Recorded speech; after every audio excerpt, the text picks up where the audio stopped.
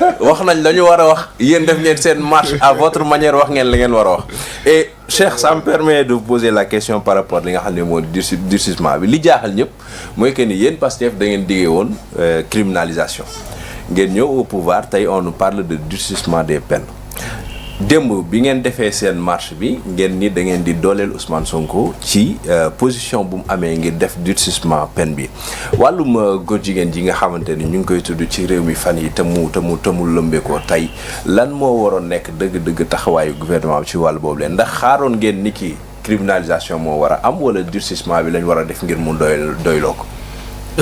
jërëjëf Mouhamed xam naa marche bi moo mujj. démb la woon. waaye duma ci wax damay arrière ci ginnaaw tuuti rek.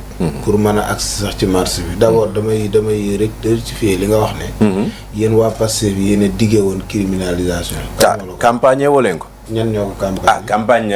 non da ngay naan élection 2022. bu dee da nga ne yéen waa Pastef bi yéen a ko def. oui soit da ngay naan da ngeen koo bind ci seen programme de campagne. oui wala nga ne ñu seen leader moo ko wax. seen leader moo ko wax.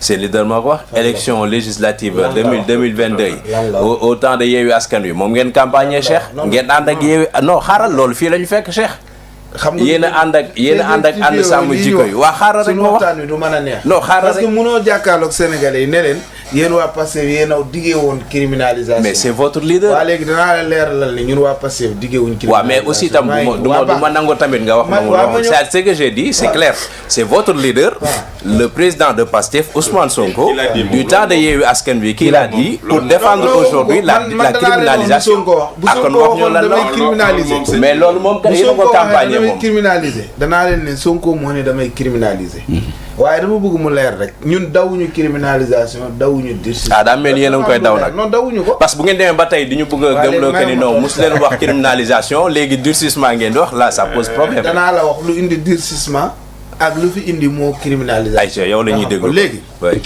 d'abord kan moo waral coow li njëkk ki waral coow li du Pastef du opposition dafa am kuréel gu tudd ànd sàmm jikko yi ñoom ñoo gis ne ngóor jigéen mi ngi tasaaroo ci réew mi ñu def seen pétition ñoom pétition boo xam ni criminalisation de l'homosexualité lañ bëgg ñoom di sàkku dégg bu baax li ma la wax ñu wër kër yi diine yi wër abbé yi wër yëpp ne leen dañoo bëgg ngeen signer ñu pétition bi ñu criminaliser ngóor jigéen ci Sénégal foofu la mbir mi déparé ba ko xalif yëpp signé ñoom ñu jël ko jëlaat même pétition dafa daan waxuma la loi de pétition ñu jël ko wëraat homme politique yëpp ne leen dañoo bëgg ngeen signer ñu pétition bi pour criminalisation de l'homosexualité ñu wër homme politique yëpp ñëpp rasu ñëpp président Sonko par président Pastef ñëw leen man danaa ko signer avec réserve mooy waxtaan ne la man ni ngeen ko xalaatee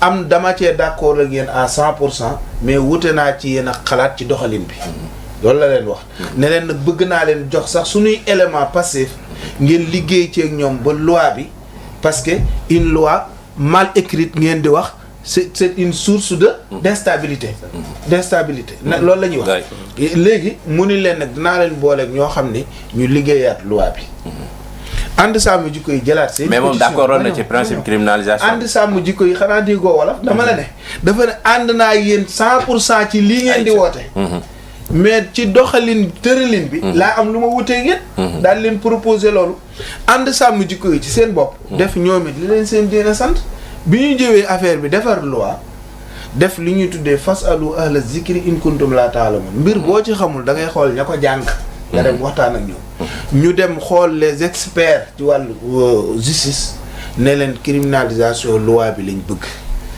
ñooñu ne leen lii pour mën naa koo lire mën naa cee tudd professeur Ndiak Fall man damay tudd tur li may wax amul sax ak kii ba yaa ngi dégg professeur Ndiak Fall universitaire ne leen li gën mooy ñu diisal daan yi nañu diisal daan yi buñ ko criminaliser wul ñu diisal daan yi moom moo gën ñu dem wut ñu leen defaral loi bi ba mu jekk 2021 Mohamed honorable bi xam naa nekkul woon ci législature boobu boo xoolee 19 avril pardon pas 19 avril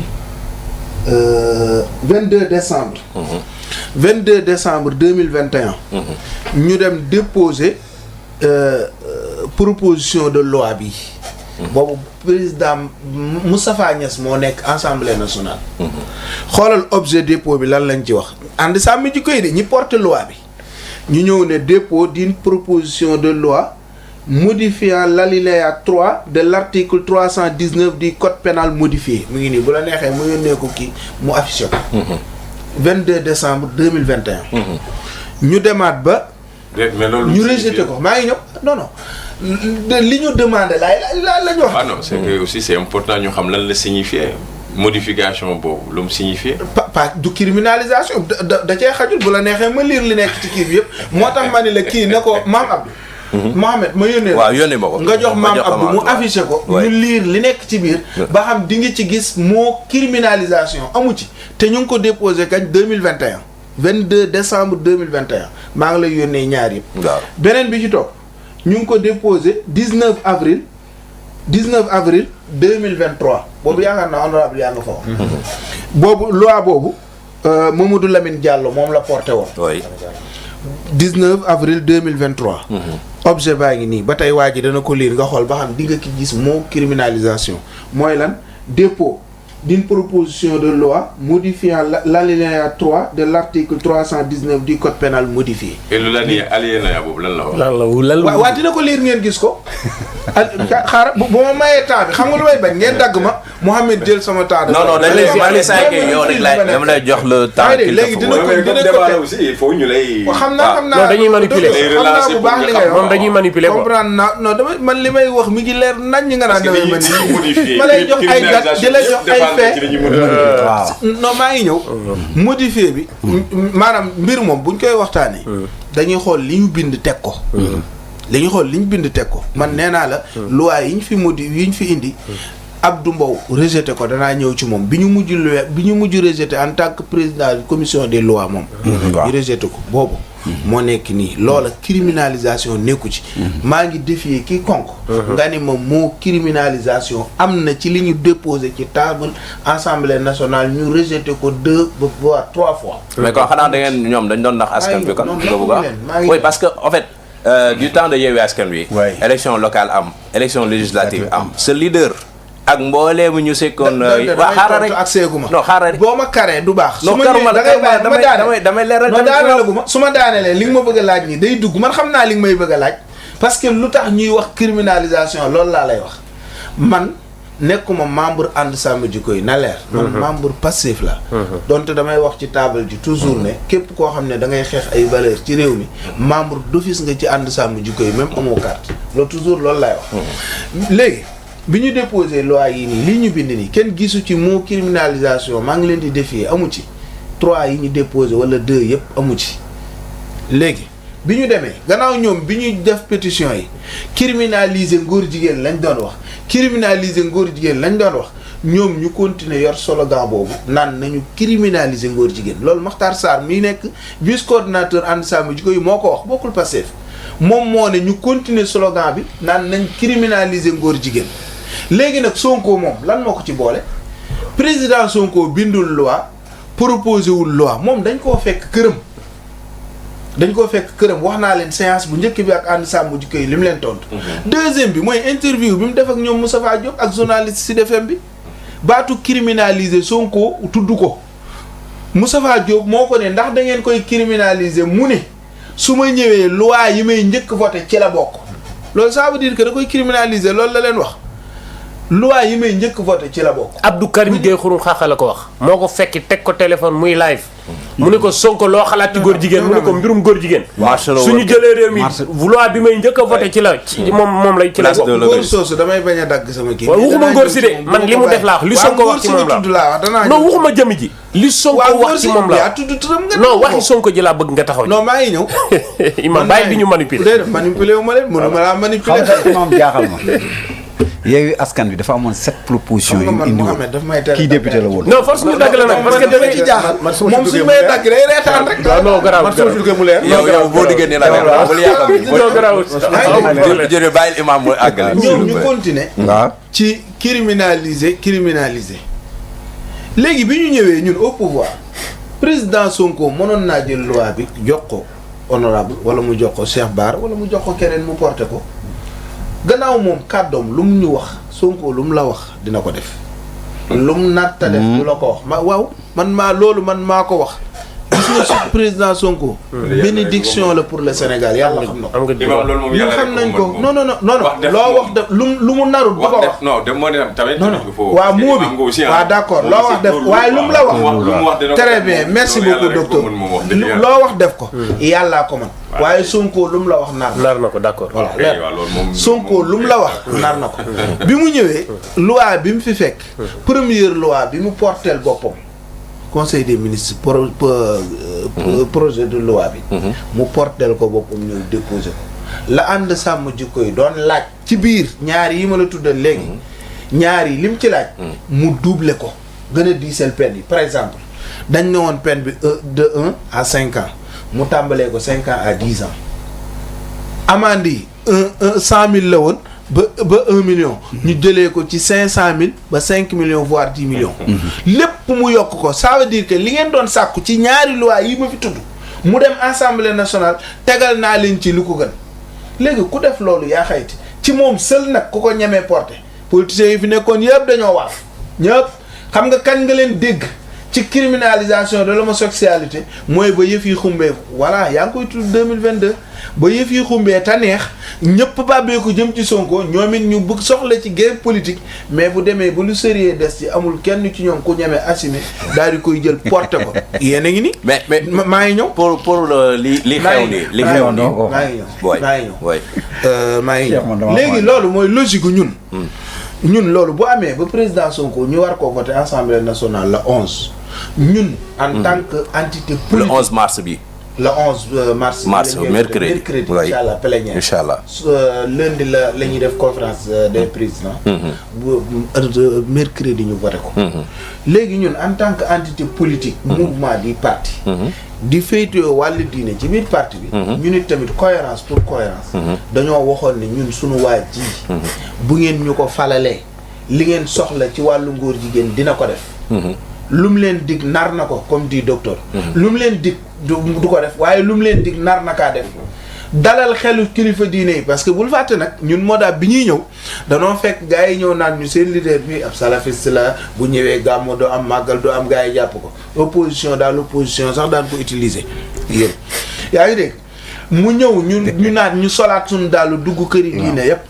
xamal ne leen ñun am nañ kuréel gu tudd Modab goo xam ni maanaam sensibilité diine boo jël ci réew mi am na ci biir kuréel gi ba ci mouvement jàngu bi bu juddu bu yàggul ñu ànd ak ñoom waaye ñun ba mouvement jàngu bi juddoogul bi ñuy créer Modab président Diomaye mii la ñu président Sonko booleel baatu Modab ci gémmiñam la génne Toussaint Manga mi ngi ci woon en tant que ku génnee ci jàngu bi pour wax la amul këru diine booy laal te bokkul Modab amul association islamique booy laal te bokkuñ ci Modab ñu ne nag lii gannaaw am na danañ woote mars boo xam ne dañuy soutenir sunu leader le président Ousmane Sonko gardien de la révolution macha allah ñu yéex koo tàmbali nag déglul rek ñu yéex koo tàmbali nag parce que biñ koy xalaat dimanche ci guddi lan def réunion visuelle en ligne waxtaanee ko xëy suba leen di dem déposer kii bi préparé ko ñu may ñu ko vendredi gis nga démb ni mu mel tollé bi mobilisation weeru koor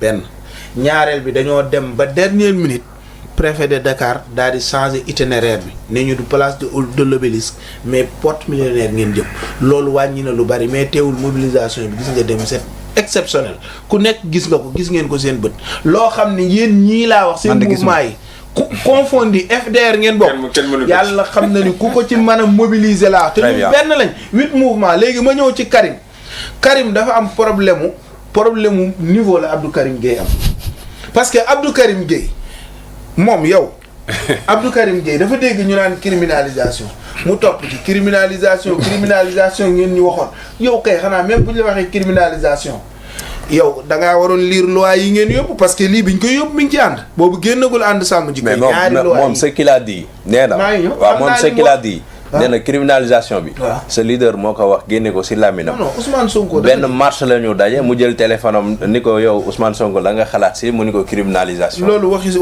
Cheikh Thiam la ak Karim te man. mais Karim Gueye wax na ko te génn waaw ñëw ci Karim xam nga lu tax ma xam ne Karim problème mu niveau la am ak problème mu jàng gis nga mbir loo jàngul mënoo koo tari.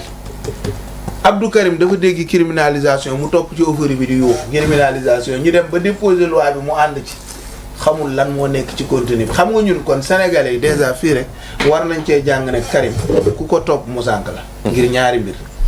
yow loi bi ñu dem déposé ko nga ànd ci. te yow xamoo contenu bi yow da ngay gàddu dara ci turu boobu. mën naa laaj benn question avant may dem si Djibril benn question daal bëgg a laaj. maanaam tey. bu ñu jëlee prétexte li nga xamante ne xew na fan yi ci wàllum góor jigéen wàllum jël transmission du VIH sida ci Taïf est-ce que vraiment ci aussi tamit bu ñu xoolee considération yoo xamante ne warees nañ ko am ci suñu wàllu diine ba si suñu wàllu aada sax ni ñu bañee góor jigéen ak diine yi fi nekk yëpp est-ce que mënees nañoo toog fii Sénégal tey ñuy wax naan non durcissement la ñu war a jël comme option que criminalisation parce que bu ñu nee durcissement ba tey kon délit la ñuy jàppee yëf yi ndaxte tey yëf yi jàppul ñu tolloo ko comme crime par rapport fi nga xam ne foofu moom la toll. très bien Mouhamed sa question bi nag moom. très bien sax. waaw lan moo tax lan mooy différence su criminalisation ak durcissement loolu nag mooy source bi waa ànd sàmm ji koy demee expert juridique wax leen loolu ne leen. bu ngeen ko criminaliser. li tax. maanaam mooy li ma waxoon source d'insécurité bi. mooy nit mën naa jiiñ benn waay. directement instruction la jëm nit dafay dem def fa 5 ans te kenn du ko àtte dañ koo jiiñ rek mu def ci kaso yi 5 ans ñu génnee ko àtte ko xam ni kii deful dara mu ne leen pour ngeen mën a rëccal nit ñi ci loolu ngeen bàyyi ko délit moo gën délit bi mooy waa ji buñ ko yóbboo 6 mois dem instruction mais balaa 6 mois yi danañ ko mën a àtte mën a xam moo def wala deful loolu dina indi sécurité benn ñaareel bi dina alléger suñu kaso yi. très bien loolu moo indi ñu ne kon durcissement bi ndekk moo gën foofu déglul pare ko ma yaa ma indiwaat foofu. mais avant instruction il y a une phase. non may ñëw am na phase waaye beneen bi mooy kii jiiñaate bu njëkk li fi amoon criminalisation docteur. waaw boo jiiñee nit dëgg laam du dëgg duñ ko sax lijjanti dañuy jàpp nit ki rek avant tout viol bi gis nañ fi li fi am cas yu bari gis nañ ko ñu koy dund fi garde à vue la yaa ngi dégg non garde à vue après ñu waaw non ki jiiñ laa wax bii nag gis nga loi bu bees bi même boo jiiñee nit te amoo ci preuve dañ lay teg ay daan est-ce que du loolu fa la danger bi nekk non mais da ngay am preuve xam nga lu tax voilà est-ce que finalement loolu dina encourager à ce que ñuy def dénonciation aussi kay ku amul preuve looy dénoncer mais imam nga foog ni yow gars yi ñu jàpp fan yi ñu ci bëri nga foog ni askan wi bu ñu waxee rek ñu si bëri njortoon nañ ni diw mi moom wax dëgg yàlla ma nga ca biir waaw léegi nag ba tey mais kenn jiiñu leen dama ne way kenn jiiñu mais maanaam am seex ñoom jékki-jékki seen benn waay rek daan ni kii ab góor jigéen la ñu jàpp non loolu kenn du ko def loolu laa lay wax léegi nag yu mel noonu moo tax ñu kii ko dama lay wax nag ànd sàmm ji koy gis nga biñu paree ci lii ñun en tant que entité politique dañoo jubilé soutenir suñu président de la premier ministre wax sénégalais ne liñ leen waxoon def mais ñoom xam nga nan lañ def pour nga xam ne ñun ak ñoom bokkuñu Karim day tappalee danaa ñëwaat ci moom nga may daj ñoom dañoo jëlaat loi bi ba ñu ne loi bii nga xam ne dañ ko war a voter le 11 ñu fexe ba président Ayib Daffé jox leen ko ba ñu liiral ko seen bopp ñu delluwaat ci professeur Ndiak Fall mais leen ko waxoon déglu baax mu liiraat ko xool leen ne leen lii baax na d'accord ñu ni ko ndax amuñ ci amendement mu ne leen mukk yéen li ngeen doon sàkku lii ñu leen defal sax moo ko gën waa léegi léegi lu ngeen bëgg léegi nag Karim moom même ngeen di topp mi nga xam ni moom amul benn niveau ci affaire bi yow ngay jël benn non topp ñu Karim ñi koy topp ñi lay waxal waxuma yow de non je veux dire non pas ñoom sax man ma généraliser sax pas pour ñoom mais dama ko bëgg a démasser imam 20 minutes yaa ngi wax 20 minutes waaw damay waxal leer rek waaw tiimuma big yoruma dara damay wax daa leer ci bopp bi la nekk déglu bu baax Karim day tappale dama leen di démonter leen c'est parce que seen leader la dama leen di dimbali rek d'accord Karim yow nan ngay gàddoo benn loi boo xam ne dem nga ba assemblée déposé ko Karim jël na loi bi lan moo tax mu jox ko Thierno Alassane Sall gëmul affaire bi ngay wër naan dama kaa déposé ci courrier assemblée nationale Karim nañu wan ci télé bi li mu jox Thierno Alassane Sall nañu ko wan ba xam moom criminalisation la jox Thierno Alassane Sall na ko Karim lii la gàdduwaat. d'accord alors daan nañuy wóoluwuma leen. Djibril mu dina te yow xamoo sax li ne ci biir. dinaa ñëwaat si yow imam Djibril la question moom question de principe la. mooy maanaam li ma wax imam léegi. tey par rapport ak yëf yi gravité bi mu am. ndax mënees nañoo toog di def choix entre durcissement ak li nga xam ne moo di criminalisation. sachant que il faut le dire. Ousmane Sonko étant opposant moom lii dafa nekkoon lu mu doon defee campagne am. On a été même surpris sax si fan yi élection yi nga xamante ni passé na récemment mu di législative yi passé pendant toute la campagne dégguñu fu ñu waxee ci wàllum homosexualité bi ça nous avait vraiment alerté. oui. oui xam nga man dama naa innaari daa wen naa leen rajo. déedéet waay. xam nga da ngay ànd ak ay nit ngeen bokk benn combat ñu génn ci combat bi jël li ñu waxoon yëpp weexal ko ba mu weex tàll ñu indiwaat lu xonk wala lu vert teg ci table bi ne lii la ñu waxoon dafa am benn courrier boo xam ne le 22 bu ma juumul le 15 décembre 2022 la waa ànd sàmm jikko yi adressé ko au président du groupe parlementaire. bu kan. bu groupe parlementaire. bu groupe parlementaire bu Yewwi. ak groupe parlementaire bu Benno Bokk Yaakaar. lettre baa ngi nii. dépôt de proposition de loi le 19 avril 2023 mooy bu am samedi à monsieur le président honorable député lettre bee nekk di nous voilà au terme de consultation avec les députés qui ont voulu donner à notre demande d'audience. lettre bi kay mi ngi si net bi. waaw xaaral mu dara. s'il te plaît lettre bi nga affiché ko. lettre baa ngi nii lettre sàmm jikko yi la. yónnee ko Mohamed bi mu adressé. lettre sàmm jikko mi ngi si net bi. yow ma lay wax projet de loi nga naan ma lettre. dinaa ñëw waaw dina ñëw bàyyi ko mu kii lépp loo gis xam nga lépp daa gis nga imam xam nga dama la déglu sànq. non affaire yi xam nga dama la déglu 20 minutes. nga wax li tax il faut que nga am benn dal déglu parce que bi ngay wax sànq da nga ne lu leer ngay wax. kon yow li nga doon wax leer. ça c'est la bourgeoisie face à la courtoisie. oui c'est comprendre naa c'est le gardien de la révolution face au gardien de la constitution c'est bien. mais révolution ça le gardien de la révolution face au gardien de la constitution.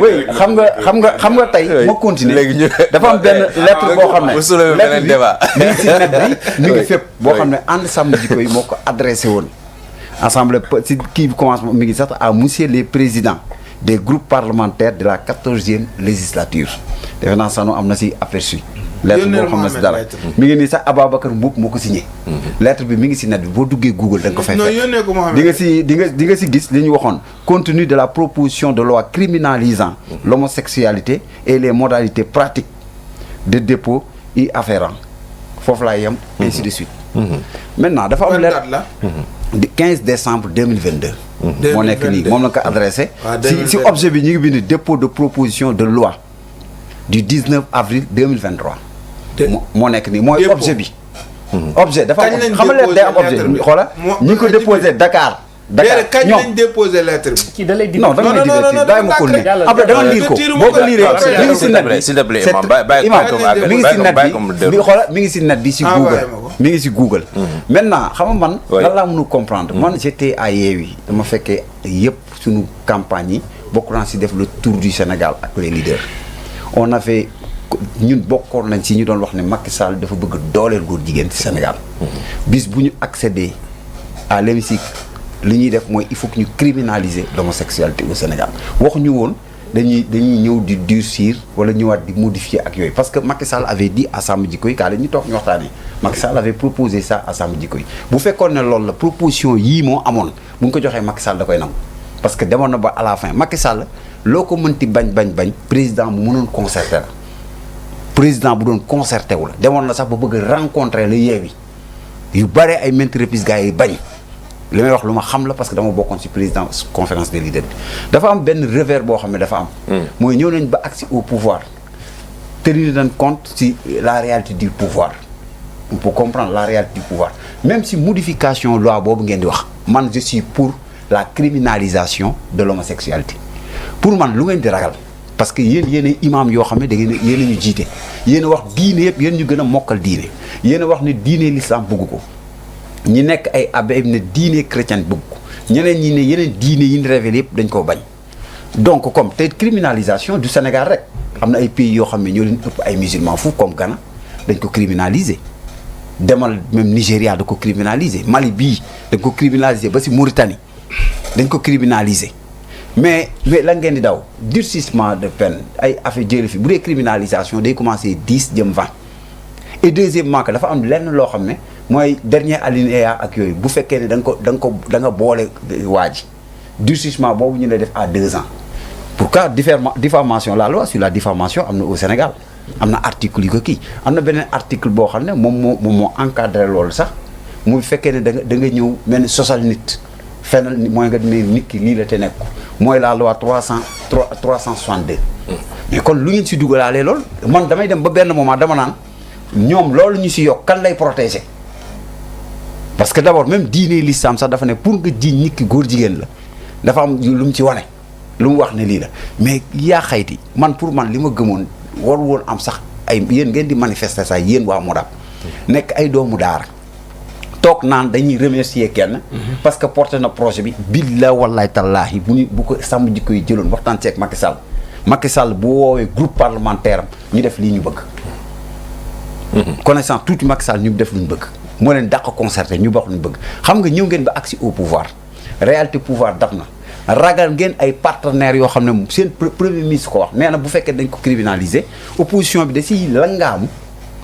dem bitim réew pour jaay Sénégal pour la souveraineté pour yàqal Sénégal dama la déglu lu mu waxoon moo ko wax de nee na bu fekkee ne criminaliser na ko ñun opposition bi dañ koy def comme genre bâton de pèlerin bu ñuy jël la pour yàqal Sénégal bitim réew ne gis ngeen ñii dañuy réew mi lii ak lii premier ministre moo ko wax keroog bi ñëwee assemblée ma ne mais où est la souveraineté ana kii dañuy gënoon l'FMI la banque mondiale ne ñoom gëmuñu tubaab bi tey muy ñëw di yaakaar si tubaab yi moo tax dama bëgg wax ni gis nga reniement baaxul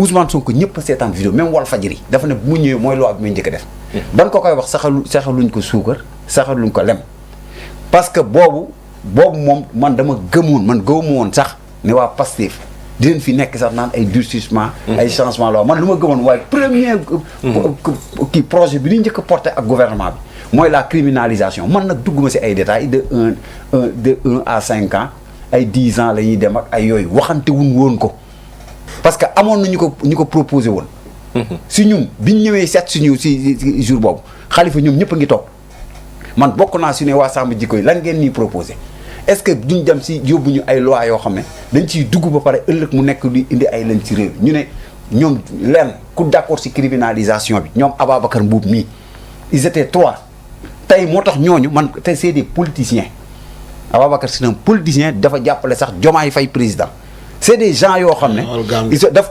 bokkul woon Diomaye président yaa ngi def amalgame bokk Diomaye président nan la ci bokk ci déedéet boo amul nag de ndax bokk na wala bokkul bokk na Diomaye président la jàppale et deuxièmement ils sont devenus des politiciens c'est des gens yoo xam ne xam nga xeexuñu ngir askan wi xeexuñu ngir askan wi xeexuñu même bu fa démissionné mooy non da nga may bàyyi ba pare mu dem wuti parrainage benn parrainage du ko am amul parrainage comme yow da nga am parrainage du ko am xam nga sax du ko am parce que yàlla moo ko àtteeg nit ñi xam nga yàlla daf ko waaw may imam yàllaa ko weer parce que gis nga bu fekkee ne da nga nekk société civile nga ne yow da nga gëm ni li ngay xeex yàlla rek a tax du politique moo tax parce que ñoom bi ñu ñëwee si ñoom dañ ne ñoom ils sont équidistants avec la politique kon donc ambition politique moo ko si dugaloon pour des gains politiques une fois que mu réussir mu jéem a def parce que dafa am ñenn ñoo xam ne nii la ñuy def soit dañuy dem société civile bu affaire bi ne teel rek ñu ne léegi génn naa léegi dañuy dugg ci ay politique loolu moo fi war a jeex ils ont utilisé les Sénégalais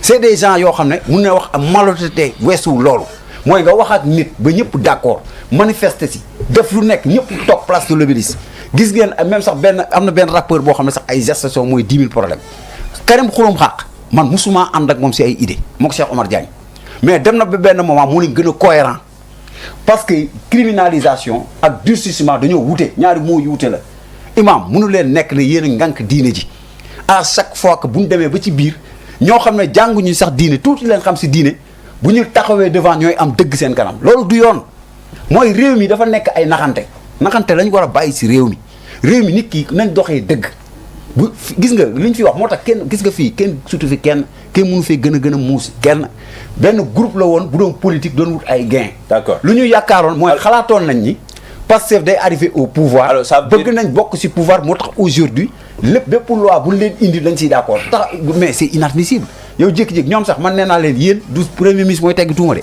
ànd sàmm jikko yi moo wër di teggi tuuma te foo fekk ku jubul mooy teggi tuuma. alors léegi ça tey assemblée nationale mercredi 11 bi. ci la ñu war a def li nga xamante ni moo di loi bi war a def séance plénière bi pour voter loi bi au cas où tey li nga xam ne moo di durcissement bi moom moo jàll. waaw yéen su boobaa yéen ñi nga xamante ne da ngeen yàgg wax ni ki criminalisation moo war a am lan mooy nekk seen taxawaay su boobaa. dans un premier moment sur les amendements. am na benn kii boo xam ne pour ku leen booleeg yooyu yoole boobu am na si Sénégal.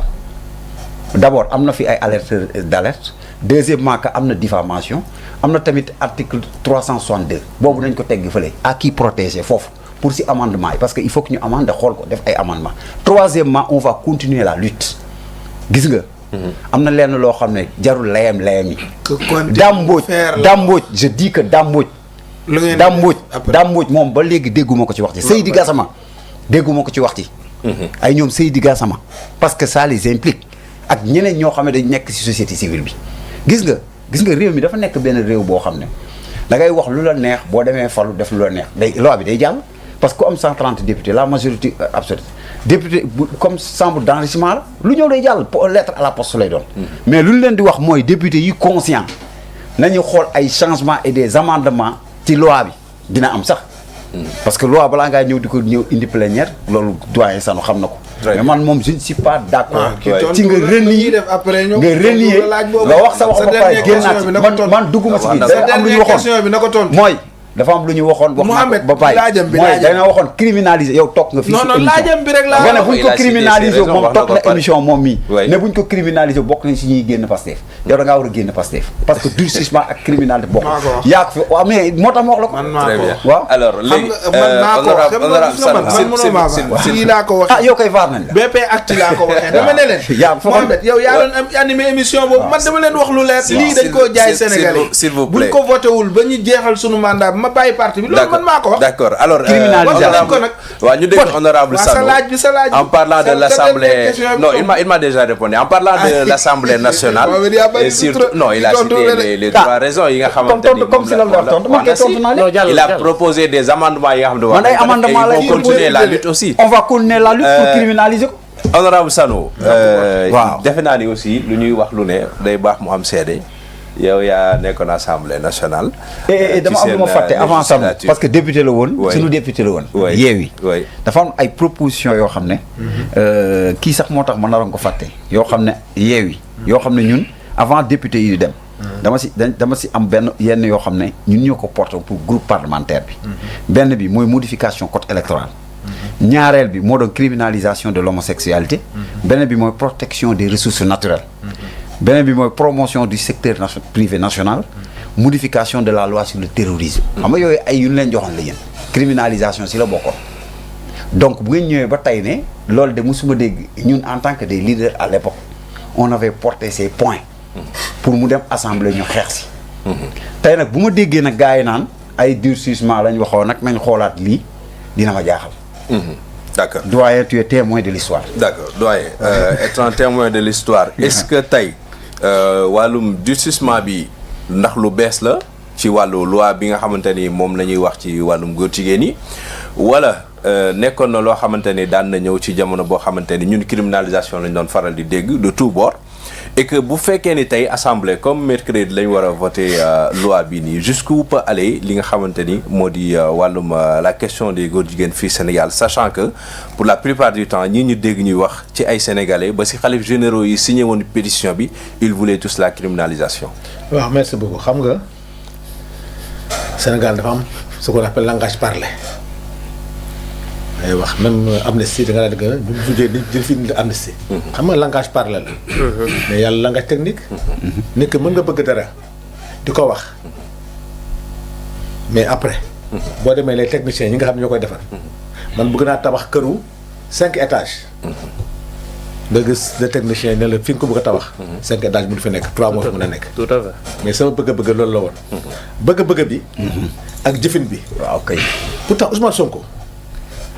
bu ñu yemee rek ci li mu wax Sénégal dégg ko mu koy répété d'accord naa ci mais di nga am na benn mot sax bu mu répété lexique bi parce que bind loi moo jafe. bind loi. moo jafe. d'accord naa ko.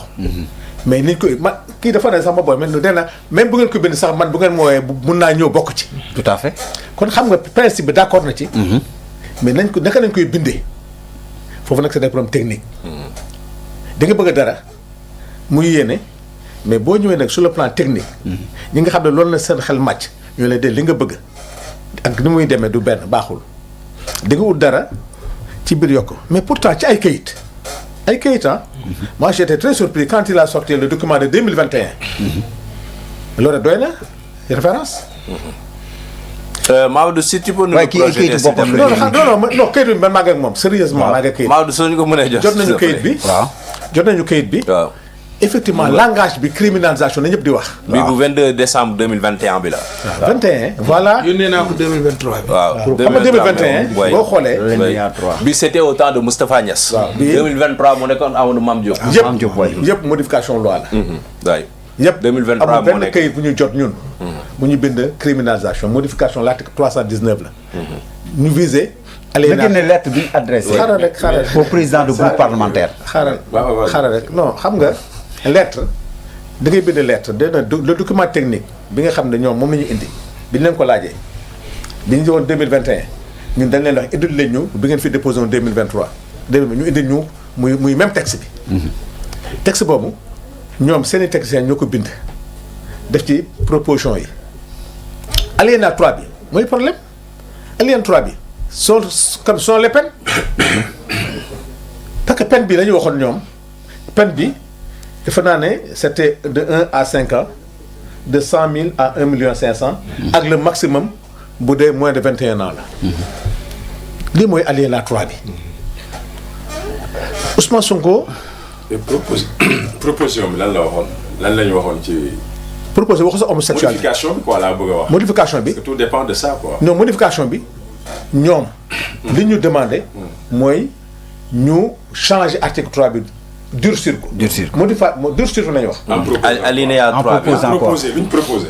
non alinéa 3 bi nga bëgg a wax. waaw bu article 319. waaw 319 bi alinéa 3 bi moo doon problème. alinéa 3 bi waay. ñoom la ñu waxoon nañu problème mooy nañu sax parce que en vérité. li nekkoon ci article 319. oui acte contre nature kenn xamul luy acte contre nature. c'était pas précis. ça ne parlait pas d'homosexualité. boo xoolee troisième nag amul homosexualité dafa yaatu quoi maanaam dafa yaatu doo xam lan la. faram fàcce wu ni lii moom mooy. acte lan lay wax contre ne nature. dañuy wax comme haute trahison nga dem ba ci biir ñoo la lan mooy haute trahison. ok. bi ñu ko xoolee. kenn bindu ci homosexualité. acte contre nature la ñu wax te muy lu jafe jàpp. parce que acte contre nature li koy protéger dafa doy waar. pour nga fekk ko il faut nga dem ci kër waa ji fekk ko fa ubbi néegam. mbaa nga filmer ko. loolu jafe la. te yàgg na fi am. en 2019 danger la. ah film bi sax danger la. waaw loolu laa wax dama ne loolu yëpp danger la loolu yëpp c'est protégé. donc ça c'est la protection de la vie privée. d'autrui. ñu ne 2019 yëpp am na fi mosuñu jàpp kenn Sénégal jàpp ñu fi kenn ku fi jàpp bàyyi la ñu ne bi ñu indee texte bi. waaw bi ñu indee texte bi. lu tax léegi. ñun lan la ñuy ut ci diine ci culture ci nit ñu ne que lii nañu fexe ba def fi loi boo xam ne ku ko def ñu daal la ba pare au-delà que ku ko def ñu daal la mooy li koy nga xam ne mooy apologie bi li nga xam ne tey defuñu ko mais ñoom ñoo koy promouvoir ñu ne léegi. loi bi mun nga tëgg loi de. fi amul loi bi fi amul Sénégal criminalisation. bi gën a yomb mooy coupe de bois. dama coupe de bois ba nga fi. vol de bétail. viol. lépp ngi fi. ku fi jàpp. waaw mais lu tax léegi donc. léegi ñu ne yooyu itam yëpp ñu criminaliser ko bii war a nekk problème. non bii c'est politique. bii ñi ciy wax yëpp politique la moo tax ñuy wax. mais bu ñu jàppee loi bi rek. pourquoi c'est politique. xamul la lan la ciy ut. du ay daal kilifa diine yi signé. non avec waxuma politique kilifa d'accord nañ ci lii je veux dire par rapport à la criminalisation. pourquoi non criminalisation xam na baaxul. xam nga baaxul. ah ci booy def loi ci expérience nga koy teg. tout à fait. qu'est-ce que nos criminalisations ont servi. rien. Assemblée dafa am lu ñuy wax commission de délégation. muy saytu loi. waaw. loi bi nga voté ban njëriñ la am ci Sénégalais yi. on a voté 3 criminalisations. ban njëriñ la am ci Sénégal est-ce que dafa yokk wala dafa wàññeeku ñu ne bi ko fi defee ba léegi amul benn njëriñ. ñu ne Sénégal am na toutes les lois. mais duñ jàpp kenn. OFNAC a ngi fi. Cour des comptes ngi fi. haute cour de justice ngi fi. kuñ jàpp. mais sanu de volonté politique la. xaaral dafa nànk. man volonté politique la moo tax xaar rek man damaa noppi woon ba léegi waxuma. question bi am na solo de. waaw non volonté politique la de. non ka fa laa jëm. wax moo dëgg ma xoo dama ne. toutes les lois sont là jàpp ñu kenn tey na sàcc bi gën a yokk. ci vol de bétail. non même non dama ne ay OFNAC ak oui. ay Cour des comptes ak ay CNTF ngi fi. les gens sont devenus des milliardaires dans ce pays. te pourtant am na ñu leen défendre ba léegi. c'est-à-dire que les lois c'est pas les lois c'est l'application des lois. nag nga mën a def ba juge bi tey du jox sanu yoonu sursis te loolu lu am solo ci loi bi le juge n'a pas de possibilité de faire un sursis c'est comme ci loi bi. xam nga ban problème la bon la beaucoup de Sénégalais problème bi ñu am actuellement mooy tey lenn li imam di bañ ma koy wax su ma nee beaucoup de Sénégalais mu ne ma foo ko teg wala mais par rapport à l'espace public honnêtement le problème que nous avons tey xam nga mooy la c'est-à-dire ñun depuis pratiquement 2019 ba tey bi coow li jugee ñun criminalisation la mais non attends à tout bout de champ faut tourner criminalisation la mais lan moo indi volte-face bi am tey Samba amul volte-face nee naa la faut ñu dégg nag nit ki li mu bëgg di ko wax ak li technicien bind du benn. tout à fait ñu koy wax sa binduñu ko. 2021 ñu ne la ñu koy wax texte bi ñu bind amul criminalisation. leen rek laay laaj modifier l'article lan lañ ci jubloon ci peine bi. peine bi proposé. waaw effectivement xam nga ñu proposé. waaw. merci loolu merci docteur. c'est que li ñu proposé mooy nii. mii nii xaaral ma liiral la ko. xaaral rek xaaral wax nga pare. xoolal. bàyyi ko mu wax sunu temps de parole la lu ci waaw say na ko xam nga xam nga li ci jublu. imam dina war daj. Sénégalais yi dañ ne. affaire góor jigéen. waaw. nañu bëgg. ñu arrêté ko Sénégal. ak lu koy promouvoir. que ñi koy def ñu jàppale. que jàpp ñu fi kenn ñun avant ñuy voté loi bi ñu ngi leen di jàpp. muy benn loi bi mu ne. waaye yàgg nañ fi jàpp nag. non ñoo man s'il vous plaît proposition bi la lañ ko laaj kay. s'il vous plaît. proposition bi. waaw buñ ci waxtaan moo gën a leer. loi initiale bi proposition bi ak projet de loi bu ci nekk nga wax ko lan la. waaw léegi wax ko docteur. ma ne ko loi bi daf ci am loo xam ne li ci njëkk bind mooy homosexualité. amuloo ci loi bi. parce que LGBT. bokkuloon suñu affaire. waaw parce que ñun dañoo ratifier yoo xam ne. musiba la suñu réew. on a ratifié les droits de l'homme les droits des minorités. accepter genre. accepter sur les feuilles de présence muy homme femme. autre waaw. tu vois dindi suñu carte d'identité homme et femme. accepter les droits des minorités. waaw loolu ci affaire góor jigéen la. te fii lañ ko fekk ñu ne loolu nag nga koy dindee. ça c'est l'agenda. ça c'est l'agenda. ñu fekkoon fii emprisonnement de 1 à 5 ans. ñu ne ñun. crime ñoom laa wax. ñoom ànd sàmm ji waaw am na waaw ak ñun ñoo ko bokk ñun dañ koy gën a yokk ah. waay non ñoom. bi gis nga reniement bi. ñoom bi ñu bindee. bi ñu koy indi bàyyi ma leeral ko may ma 30 secondes. honorable bu si dugg maîtriser woo loolu. non si ma lay expliquer dama lay expliquer loi bi. on a travaillé à l'Assemblée. may comme Daniel may c'est que s'il vous plaît. waaw avec ko xam nga lan la. yónnee ko waaw allez-y. c'est que bu ñu duggee ci considération politique dañu on se perd. Quel est l'objectif? Criminaliser. non dama ay xawma crime criminalisé am na fi. objectif c'est homosexualité. non dama ne criminaliser l'expérience des lois ont prouvé que ne c'est-à-dire ça n'a rien servi. absolument. ça n'a rien servi. koo fi jàpp ñu door ko sursis mu dem yoonam jàpp ñu fi kenn. waaw à l'époque Diallo quand même en 2019 amuloon dossier bi. nu mujjee. dem ñu ne kaay yi nu ñuy def nañu fexe ba juge bi tey bu jëlee dossier boobu amul possibilité may kenn sursis. criminalisation du 5 à 10 ans la crime fii yi fi am yëpp 10 ans la. mais li tax à l'époque. non xaaral à l'époque xooloo woon ci criminalisation bi ñoom xooluñu woon ci criminalisation. non xaaral non les méfaits et les conséquences. pour mën a proposer jibi man damay wax kayit. sàmm jikko yi. sàmm jikko yi mënuñ koo xool parce que mën ay expert yooyu. xoolal sàmm jikko yi mënuñu ko xool di. sàmm jikko yi doo si expert. non oui ma. kon Karim expert la nii déjà. s'il vous plaît déglu leen ko s'il vous plaît déglu leen ko. dama ne déglu leen honorable. man wax. oui kayit laa gëm. sàmm jikko yi kayit bi ñu jox. amul criminalisation 2021. binduñu si criminalisation modification de la loi 319 moo ci nekk.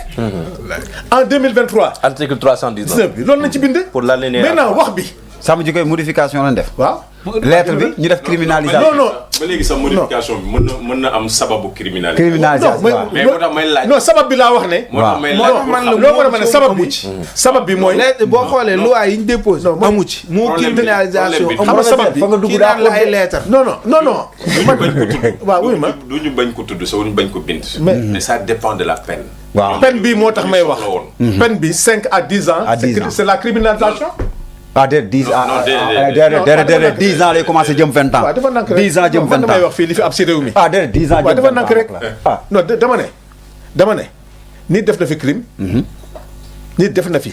waaw criminalisation def fi nagam am sur suñu baag bu dem yoonam. waaw nit jël leen ko fi viol mu tëdd ci kaso bi 5 ans génn. am non lieu. mais loolu day am si fépp. non ci xaaral justice rek yëpp lay non am. dama ne criminalisation danger bi. mun nga attention nag. ah tey la am danger. xaaral waaw. ku ñu fi jiñ li viol. tax à l'époque. waaw xaaral rek waaw mais nag xam nga man bi may wax. jibi li nga non non bëgg a jibi wax ma sax jibi da ngay- Jibi, s'il te plaît. waaw c'est que nag man mënu ma développer mooy problème bi. non jibi. si allez-y. parce que dama doon déglu xam nga lu tax. man je veux qu'on soit factuel ci loi. mais bu ñuy wax volonté politique. man li ma jublu mooy. li am ci réew bi naka lañu ko arrêté est-ce que li fi proposé. dina tax mu uteeg li fi nekkoon. ñun lan la jublu. mooy sàmm jikko yi wan waxuma li ñuy wax. kayit bi ñu jox depuis 2021. modification de la loi pour durcir la peine. ci loolu leen liggéey. mais nag li nit ñuy wax. loolu langage parlé la. ak le langage technique. ça n'a rien à voir. honorable léegi si vous me permettez. non xaaral rek. oui xam nga man bu may couper rek damay xam nga man li ngeen wax. dama leen di nangul li ngeen di wax. que loolu dañ doon wax. Sénégal yàgg nañu wax lii lañu bëgg. ñu dem ba ci biir techniquement Sénégal yëpp nee nañu na suñu supporters yi ñibbisi. waaw. ñëpp di yuuxu dañu marche. mais mënuñ ci dara. mais techniquement. am na foo war a jaare fii état bi jaar kenn du ko xam. diplomatie sur bee le plan baaxul. diplomatique. diplomatique bee daaw. man waxuma.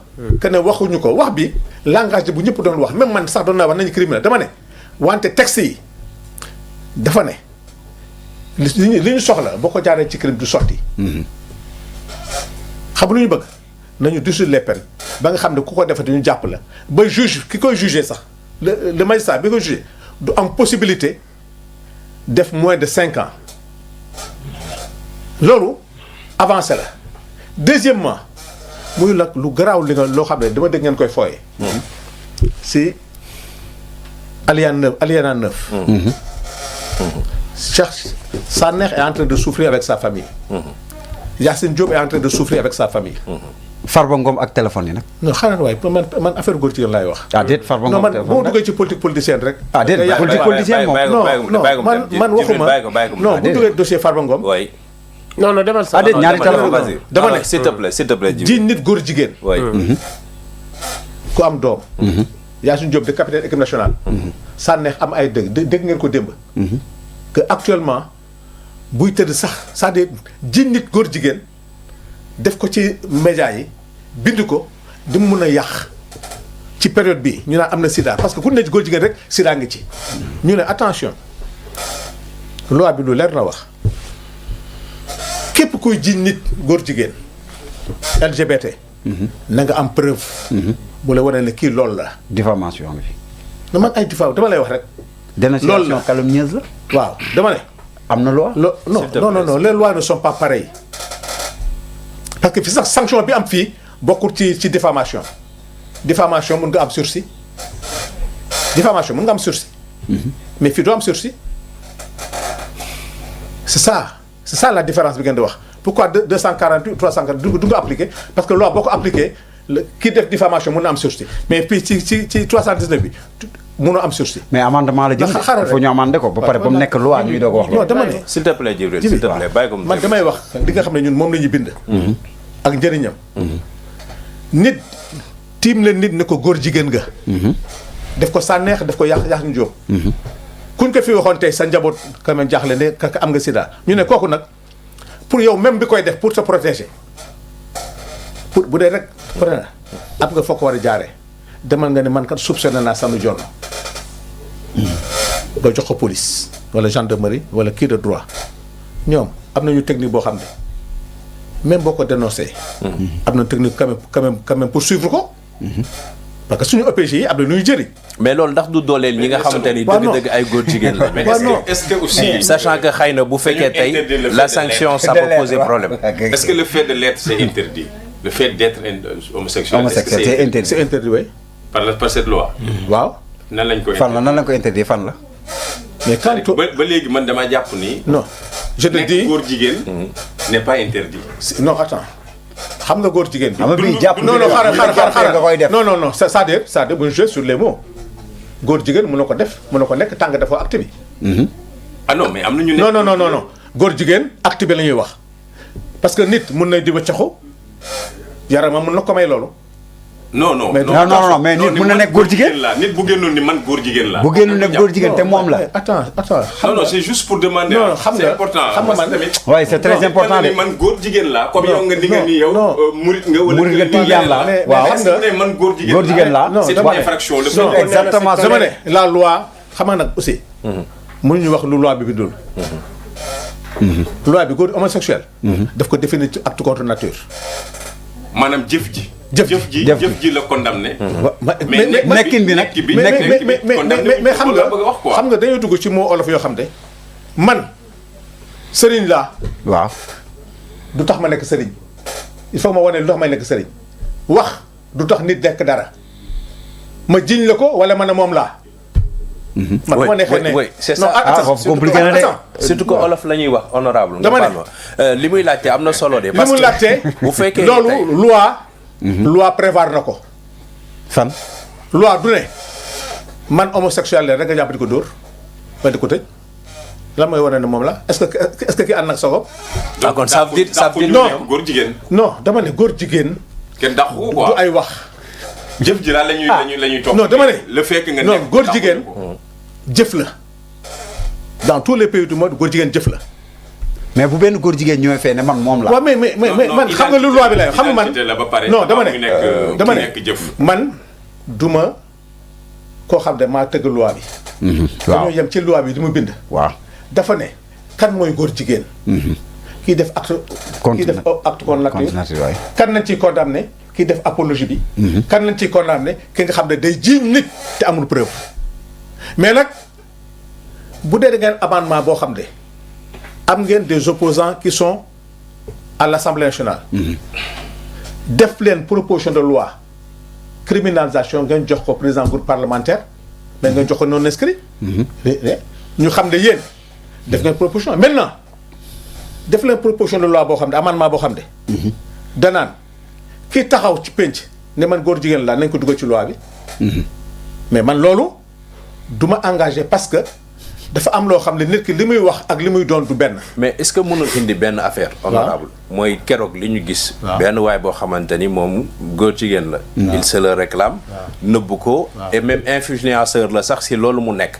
jóge biti réew ñëw Sénégal pour se promener tranquillement et tout ça mais loolu est-ce que nekkul ni ci loi bi donc kon ñu ngi leen di gën a jox doole ñoom. mais non xam nga aussi il faut que ñu comprendre une chose qu'est-ce que vous dites que ñu ngi leen jox doole. fii kuñ fi jàpp fekkee ni la dénonciation même. non attends waaw tey attends je te donne un exemple. tu es prêt à dénoncer quelqu'un góor jigéen sangam preuve yow sa bopp jël sa bopp yow est-ce que du nga def. mais d'où maintenant la pertinence de la question est-ce que acte bi la ou bien le fait de l'être c'est interdit. pour man góor jigéen bi ma xam LGBT nëbbatuwuñu dañ koy def l'acte contre nature man Samba. du ma la juger parce que nee nga imam la nga wala journaliste nga man li ma xam du nit ki li mu wax parce que bu doon formation la dem am diplôme ma ne moom la. du nuy jàng ci école du diplôme bu ñuy joxe. jëfin la. jëfin boobu nag man ci sama mandute ak loi li ñu koy bindee. man dama bëgg que qu'on protège tout le monde. kii jiiñ nit te amu ci preuve te buñ la ko defee. te yow doo ko def. te loolu lu leer la lu c'est-à-dire loolu c'est dans tous les pays du monde amul kuy jiiñ nit te amuloo ci preuve. D'accord. Deuxièmement yow mi koy jiiñ mais tu dois te protéger. Tu dois te protéger. Ok. Comment tu vas te protéger mooy su ma yaakaaree ne diw am naa ci gis-gis am naa ci preuve te matériellement mënu ma ko prouver mais damay dem ci li nga xam ne ñun yoon la jox leen ko ñooñu nag seen métier may na leen sanu jonn téléphone ma fi muy dugg ak fi muy génn fii mun benn taalibe mun a toog fii ci mbedd mi benn yalwaankat fekk na moom la fekk sàmba lay suivre ce pays ku fi bëgg a topp la. ku fi bëgg a jàpp la. ñëpp des fois booy wax mu ne du ma wax normal que WhatsApp laay wax mais tey pourtant xam nga looy def parce que am na ñoo xam ne loolu mooy seen liggéey. D'accord. La cybercriminalité. Merci. loolu mooy liggéey moo tax ma ne cette loi là dugg ci ay affaire yaa ko waxoon waxoo ko liñ ci jublu dans aucun pays du monde Sénégal nga gis ñu commencé jàpp ay góor jigéen jàpp laa waxa di leen traqué. loolu gën a garaaw mën nga criminaliser te joo jàpp kenn ñi fi jàpp bàyyi leen lu tax loolu moo tax ma ne Samb moi je me limite loi bi ni ñu ko tëggee Nigéria am na peine de baax mort. na léegi nag ñoom ñii nga xam ne opposition lañu am na lu leen yoon may dañoo ba criminalisation nañu def seen proposition de loi ak ay amendement jox ko groupe parlementaire de l'opposition wala non inscrit muy indi ko assemblée nationale. D'accord. Inch'Allah. Alors, Cheikh Thiam, pour ou contre durcissement ou la criminalisation ci li nga xamante moo la ñu waxtaanee nii.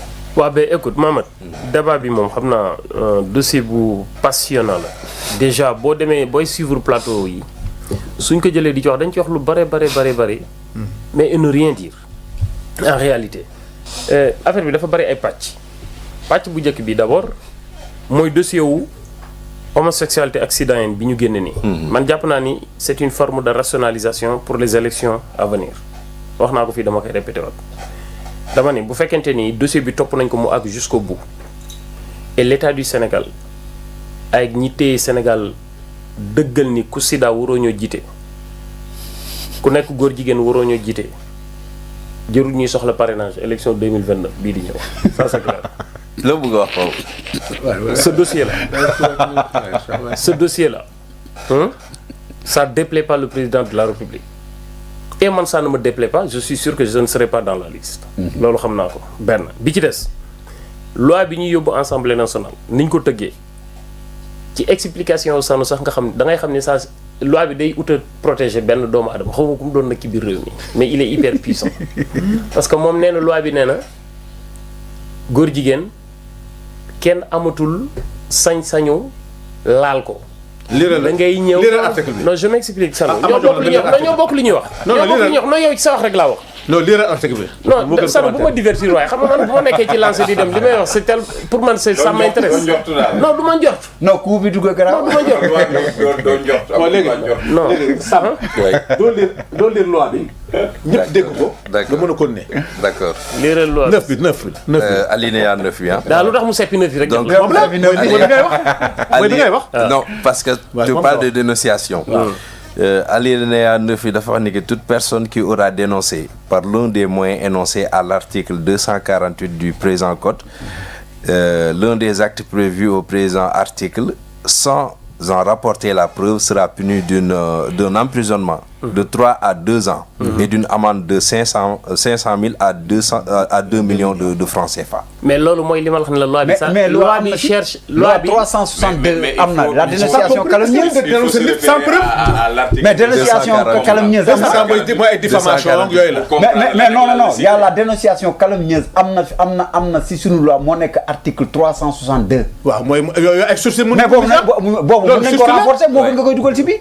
renforcer ba non mun nga renforcer yow dama ne. renforcer ci mu nekk nii. dafa mel dafa am. on mais j'ai cherche pas à compris protéger. est-ce que yéen mën ngeen non attends yow man la question que je me pose. léegi 248 bi lu mu wax moom. non mooy ay diffamation ay. non na dem 362 rek. xoolal dama ne 362 man dama bëgg a.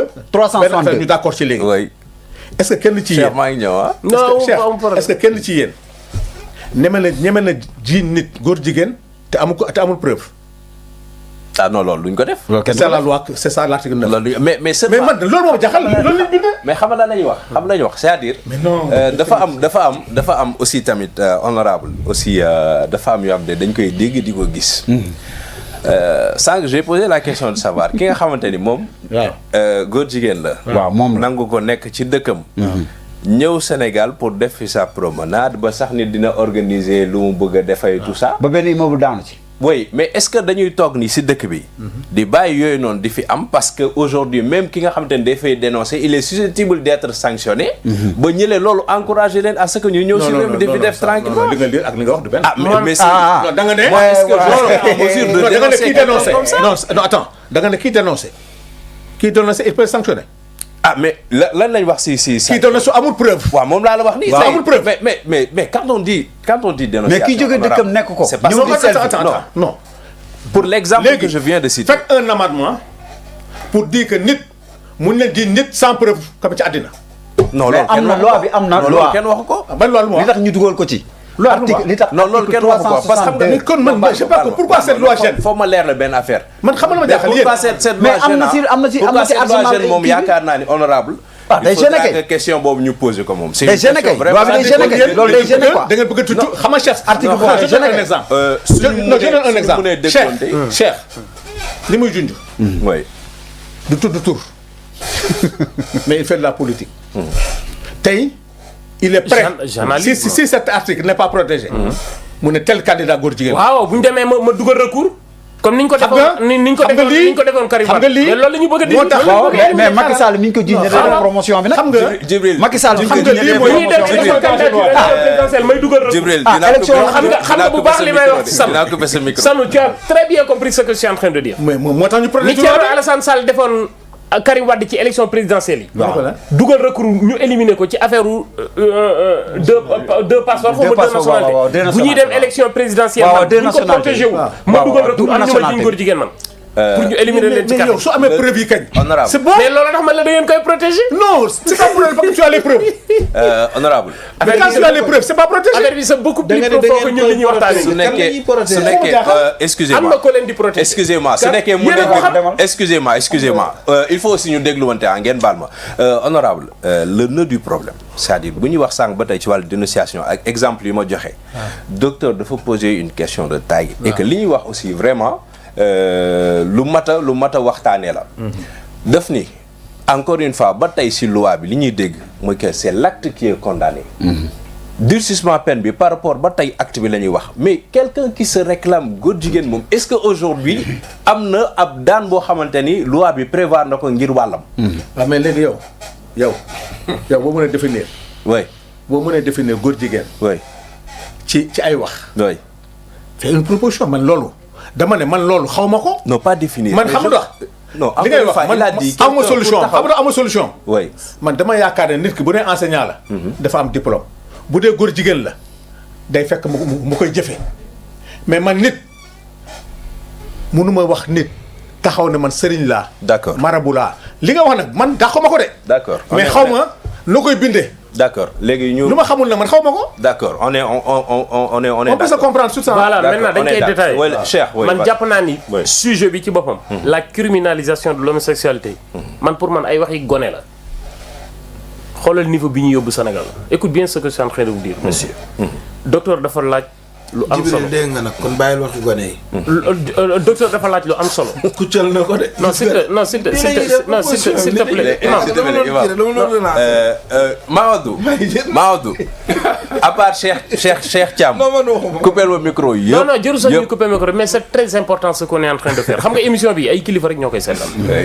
sincèrement bu ñu jógee di dugg ci ay sujets yoo xam dañuy waxtaanee lu am njëriñ man sama analyse ci cas bi yow xam nga ni man du ma ko politiquer affaire détail politique vraiment quand le sujet est important du ma ci dugg damay wax li ma xalaat man. nag sincèrement damaa kontaan ci yow. voilà vous voyez ce que je suis en train de dire. moom kontaan naa ci. non du question Djibril dañu nekk ci opposition bi mais avec en toute démocratique non kuccel bi gis naa ko. bu ñu amee point yoo xam ne ànduma ceeg Djibril ànduma ceeg li ëpp ci société bi. man je campe sur ma position. et j'ai les arguments de mes idées moi. il cherche à te divertir. man ce que je suis en train de dire. très bien merci. dañuy wax ci jëmmi doomu aadama d'abord ak ay melokaanam.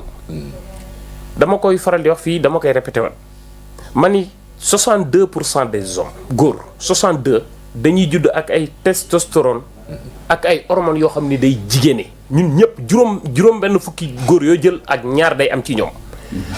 ci suñu dundin dama koy répété ma ni ci suñu biir néegu sëy sax am na jigéen ñoo xam ne bu ñu muusee am tuuti ak seetlu war na ñoo xam ne ci seen i jëkkër am na lu ci xaw a jigéene am na ñoo xam dañoo am ay vices. bu ñuy sëy ak seen jabar yi dañuy laaj seen jabar yi ñu leen di ruux am na góor ñoo xam ne ni ñuy affiché woo ci ñoom bu ñuy sëy ak seen jabar bu ñu daanoo dañuy jëppi soxna si loolu dafa am lu ñuy réfuté scientifiquement maanaam maintenant orientation sexuelle bi nga xam ni moom lay tubaab bi di tudd orientation sexuelle moom la ñu ratee ñun nan la ñu def ba suñu société ñu teg ay mécanismes yoo xam ni góor dañ koy orienté mu nekk góor masculinité am ëpp doole par rapport ak li judd ci moom jigéen ñu orienté ko société bi orienté ko ba ak jigéenam ëpp doole ci moom ba du jëw ci beneen côté bi au lieu ñu taxaw ci fond bi ñun foofu la ñuy taxaw maintenant soo ñëwee ci organisation yi nga xam ne ñoom ñooy xeex affaire góor jigéen ay ànd sàmm jikko yi wax naa la ko fii nee naa les sàmm jikko la sont des menteurs c'est des manipulateurs c'est des gens yoo xam ni lu ñu def ba gis seen bopp ci réew mi la ñuy wër. beneen coup. maintenant bi ci des am na yeneen organisation yi fi nekk que ça soit muy sàmm jikko yi que ça soit muy sàmm jikko yi s'il vous plaît Cheikh Niang que ça soit muy sàmm jikko yi que ça soit muy les doomu daara les imams que ça soit muy le vieux bii di xeex affaire góor jigéen. Pape Makhtar Gueye voilà. Pape Makhtar Gueye. Je prends l'exemple sur Pape Makhtar Gueye. Man je suis allé en Brunei. C'est le seul pays au monde bu réussir éradiquer góor jigéen ci réewam te dugalul kenn kaso Brunei le sultan de Brunei. Avec un projet qui a commencé en 1994. Quand je suis allé en Brunei dafa am benn paa bu ma toogal ñuy waxtaan ci point yu bari yoo xam ne Sénégal mu ngi ci am ay jafe-jafe ñoom ñu éradiquer ko mu may laaj ma laaj ko ci kaw homosexualité bi.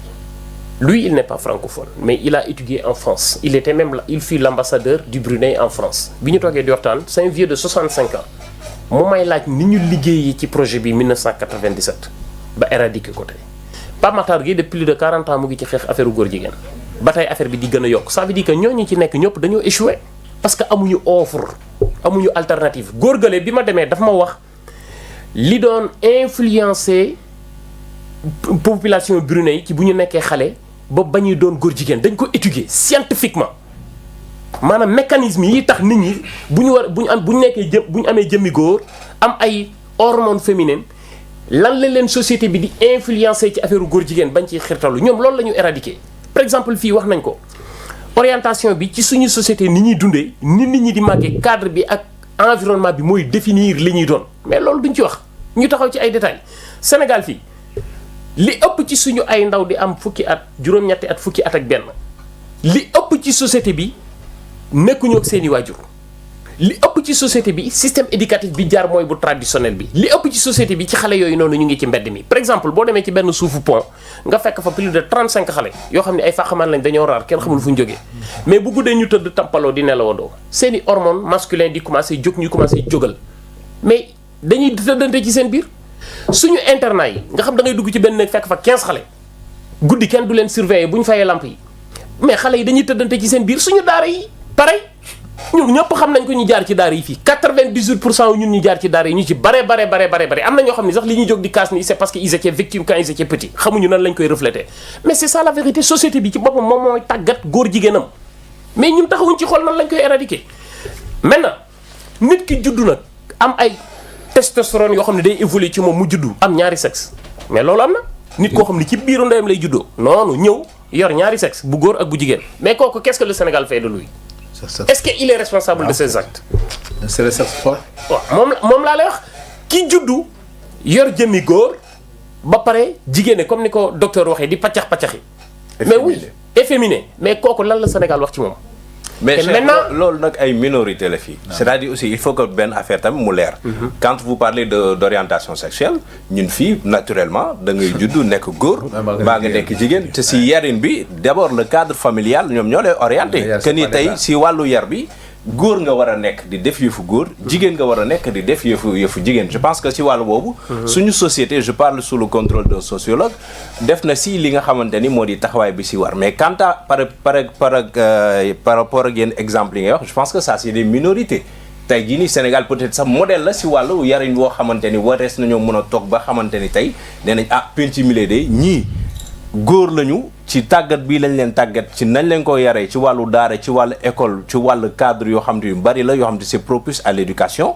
ñii jigéen lañu fii lañ leen jaarale ba tey ñu nekk si ay nit ñoo xam te ni ay modèle lañu je pense que si wàllu boobu aussi tam dafay refléter sax le fait que ñu def benn refus par rapport ak li nga xam mooy wàllum góor jigéen ci suñu diine bañ ko suñu aada bañ ko ñi gëmul yàlla sax fii nii bañ nañ ko Mohamed mais am na benn question balaa Cheikh de kii Cheikh est-ce que boo nekkoon président si entendement yow doo ko légaliser. non loolu dinaa ci ñëw ce que je suis en train de dire Mohamed non c'est très intéressant li ngay laaj li nga laaj fayu minorité boobu ngay wax question la dañu bokk ci couche bi parce que dañuy créer ñoom ay précédents dangereux bërki démb gis naa fi ci semaine bi passé ñaari xale yu jigéen yoo xam ñaari xale yu góor yoo xam dañoo xaw a efféminé ñu leen di jàpp di leen dóor ci mbedd mi ñoom ñu ngi influence société bi ñu dóor nit ñoo xam ni seen ci indi ñoom duñu dara ci li ñu doon xam nga comprendre nga li may expliquer c'est-à-dire dafa bokk ci taux bi effectivement fii ku fi judd góor nga famille bi ni ñu lay yaree mais dafa am ay tentation yu dab jamono nous sommes en 21e siècle yooyu ay vices la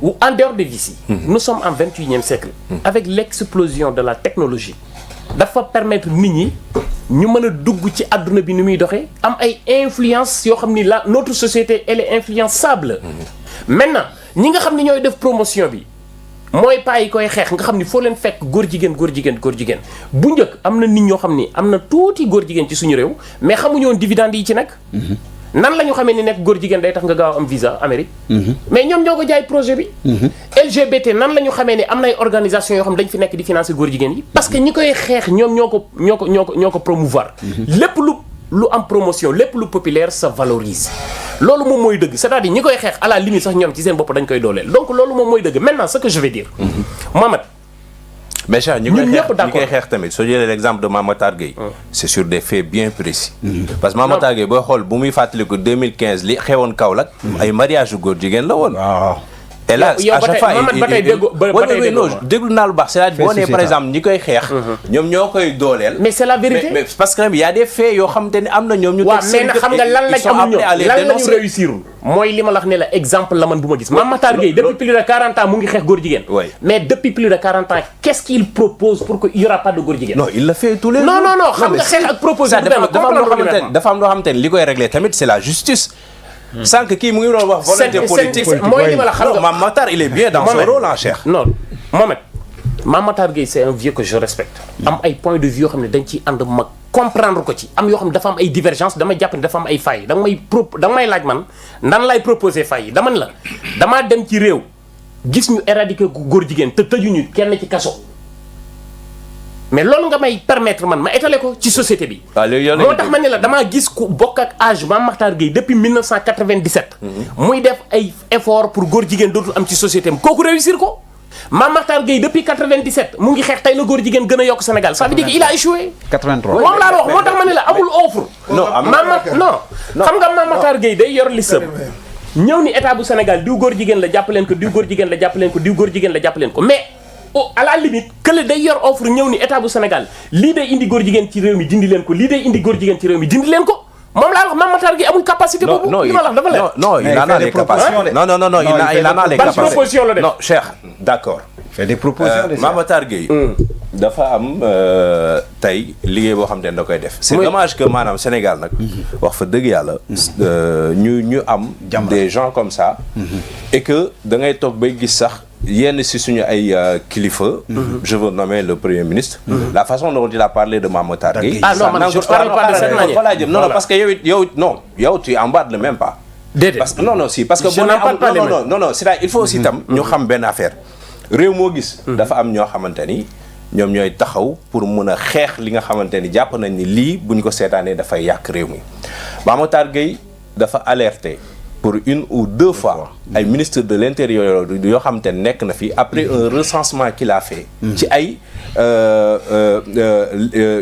récépissé yu ñu leen jox ay association de gays ay récépissé yu ñu leen jox pour que yooyu ñu daal ko fii mën a dindi ça c'est un. Deuxièmement il a fait des propositions par rapport à la loi sur l'avortement. Sur l'avortement, oui. Il a beaucoup travaillé sur ça. Et que Jamra, finalement, les gens se trompent quand ils disent que Jamra, ngeen baal ma si kàddu bi non, ne dis pas ça parce que j'ai jamais dit ça. Non, danga may laaj yow danga may laaj. Non, yow danga may laaj. Je suis appelé aujourd'hui. Non, yow vous êtes journaliste. Demandez-moi c'est quoi l'offre que moi j'apporte. Oui, mais boo ma nee offre Mame Mactar Gueye ci laa lay tourner. Il a des offres, il a des propositions. Man dégguma proposition. Jamra ne s'active pas tout simplement dans tout ce qui est sexe et tout ça. Mais même par rapport à la médiation. Non, waxuñu ci loolu ci kaw góor jigéen la ñu wax. Mais bien sûr kaw góor jigéen. waaw mais taxawal ci kaw boobu rek précis. Mais bien sûr ci laa la wax. C'est-à-dire tamit il faut que lenn ñu xam ko. Jamra c'est une organisation. boo xamante ni moom rôle am. moo di d'abord la dénonciation. Et après dénonciation du si am dafay def ay propositions d'idées. léegi li des nag mooy wax bi mooy tey yéen les politiques. ngeen exécuter loolu. loolu tey li ñu proposé c'est la man je suis pas là pour ça waaw léegi danga may bàyyi ma développer déglu baax li ma lay wax Mame Mactar Gueye c'est une personne que je respecte. que je suis très bien. mu ngi may seetaan xam naa ko muy sama xarit ñuy échangeante ci message. mais quand on parle des problèmes du Sénégal. damay exclure doomu aadama damay wax man idée yi ma yor pour le Sénégal pour ñu am Sénégal bu meilleur li ñu bañul. li ñu bañ ci réew mi ñu fexe mu bañ fi am. vous avez parfaitement raison man j'étais aux États-Unis quand j'ai suivi Mame Mactar Gueye mu def benn plateau ci jàkkaarloo. di décortiquer affaire curettage pour avortement. mu expliquer xale bi ni muy souffrir ci biir ni ko éléments yi di laale ni ñu koy curer ni ñu koy daggate mais ça m'a séduit. moom moo tax affaire avortement lim ci xalaat lépp bu ma ñëwee dama koy jël. mais dama la affaire góor jigéen Mame Mactar Gueye il apporte pas des propositions il dénonce déggoo li ma la wax dama ne la damaa dem ci réew moo xam ne dama faa fekk ku mel ni Mame Mactar Gueye mu ne ñun 1997 la ñu commencé di liggéey ci nu ñu def ba suñu réew dootul am góor jigéen bokkut ak dénoncer ak xeex il faut nga déglu bu baax li ma la wax réew moomu éradiquer nañ ko tey parce que dañoo apporter des nouvelles propositions. fexe ba orienter société. mais est-ce que ñu ne réew moom ñoo bokk culture. est-ce que ñoo bokk culture. c'est-à-dire loolu la. non mais il le fait. non il ne le fait pas. si il le fait. non il le fait. léegi mu dugg Jamra mu def proposition il le fait ah. ok non ba tey li nga wax ni sax moo gën a yem maanaam. non mais li nga wax ni moo gën a yem maanaam. et puis non Jamra il le fait ah. Jamra il le fait. même ñaari réew bokk ñu culture sax. Brunei ak ñu bokk ñu Brunei sultan la. Brunei qu'est-ce qu'ils ont fait pour loolu am.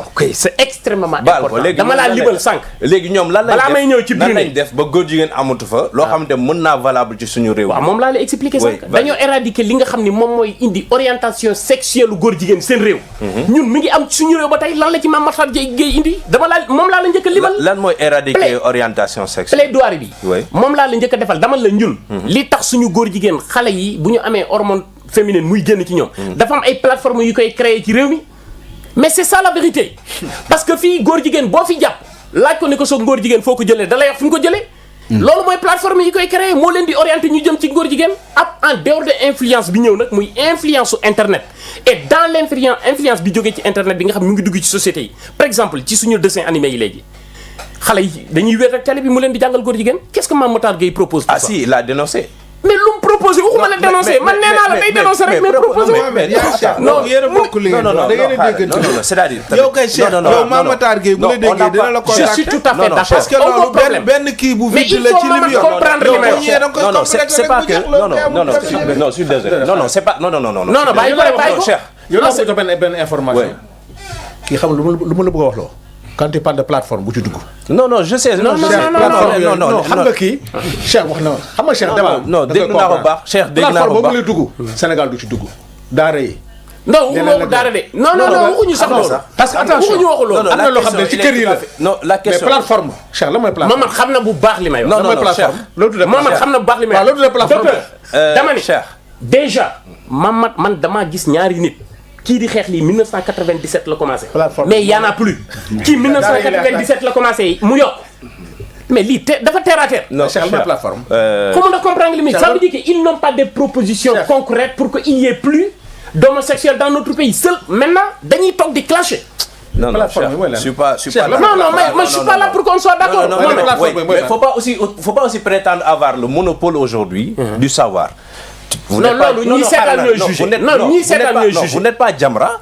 Et encore une fois, man je pense que bu fekkee yaa ngi bëgg a wax si liggéeyu ab organisation jàmbur te amuloo si les informations requises. Non mais mënuloo tey avancer la thèse par rapport à. loolu vous avez mënuloo avancer la thèse selon laquelle parfaitement raison Jamra ne fait pas de proposition. mais vous avez parfaitement raison mais xam nga fan laa ko teg.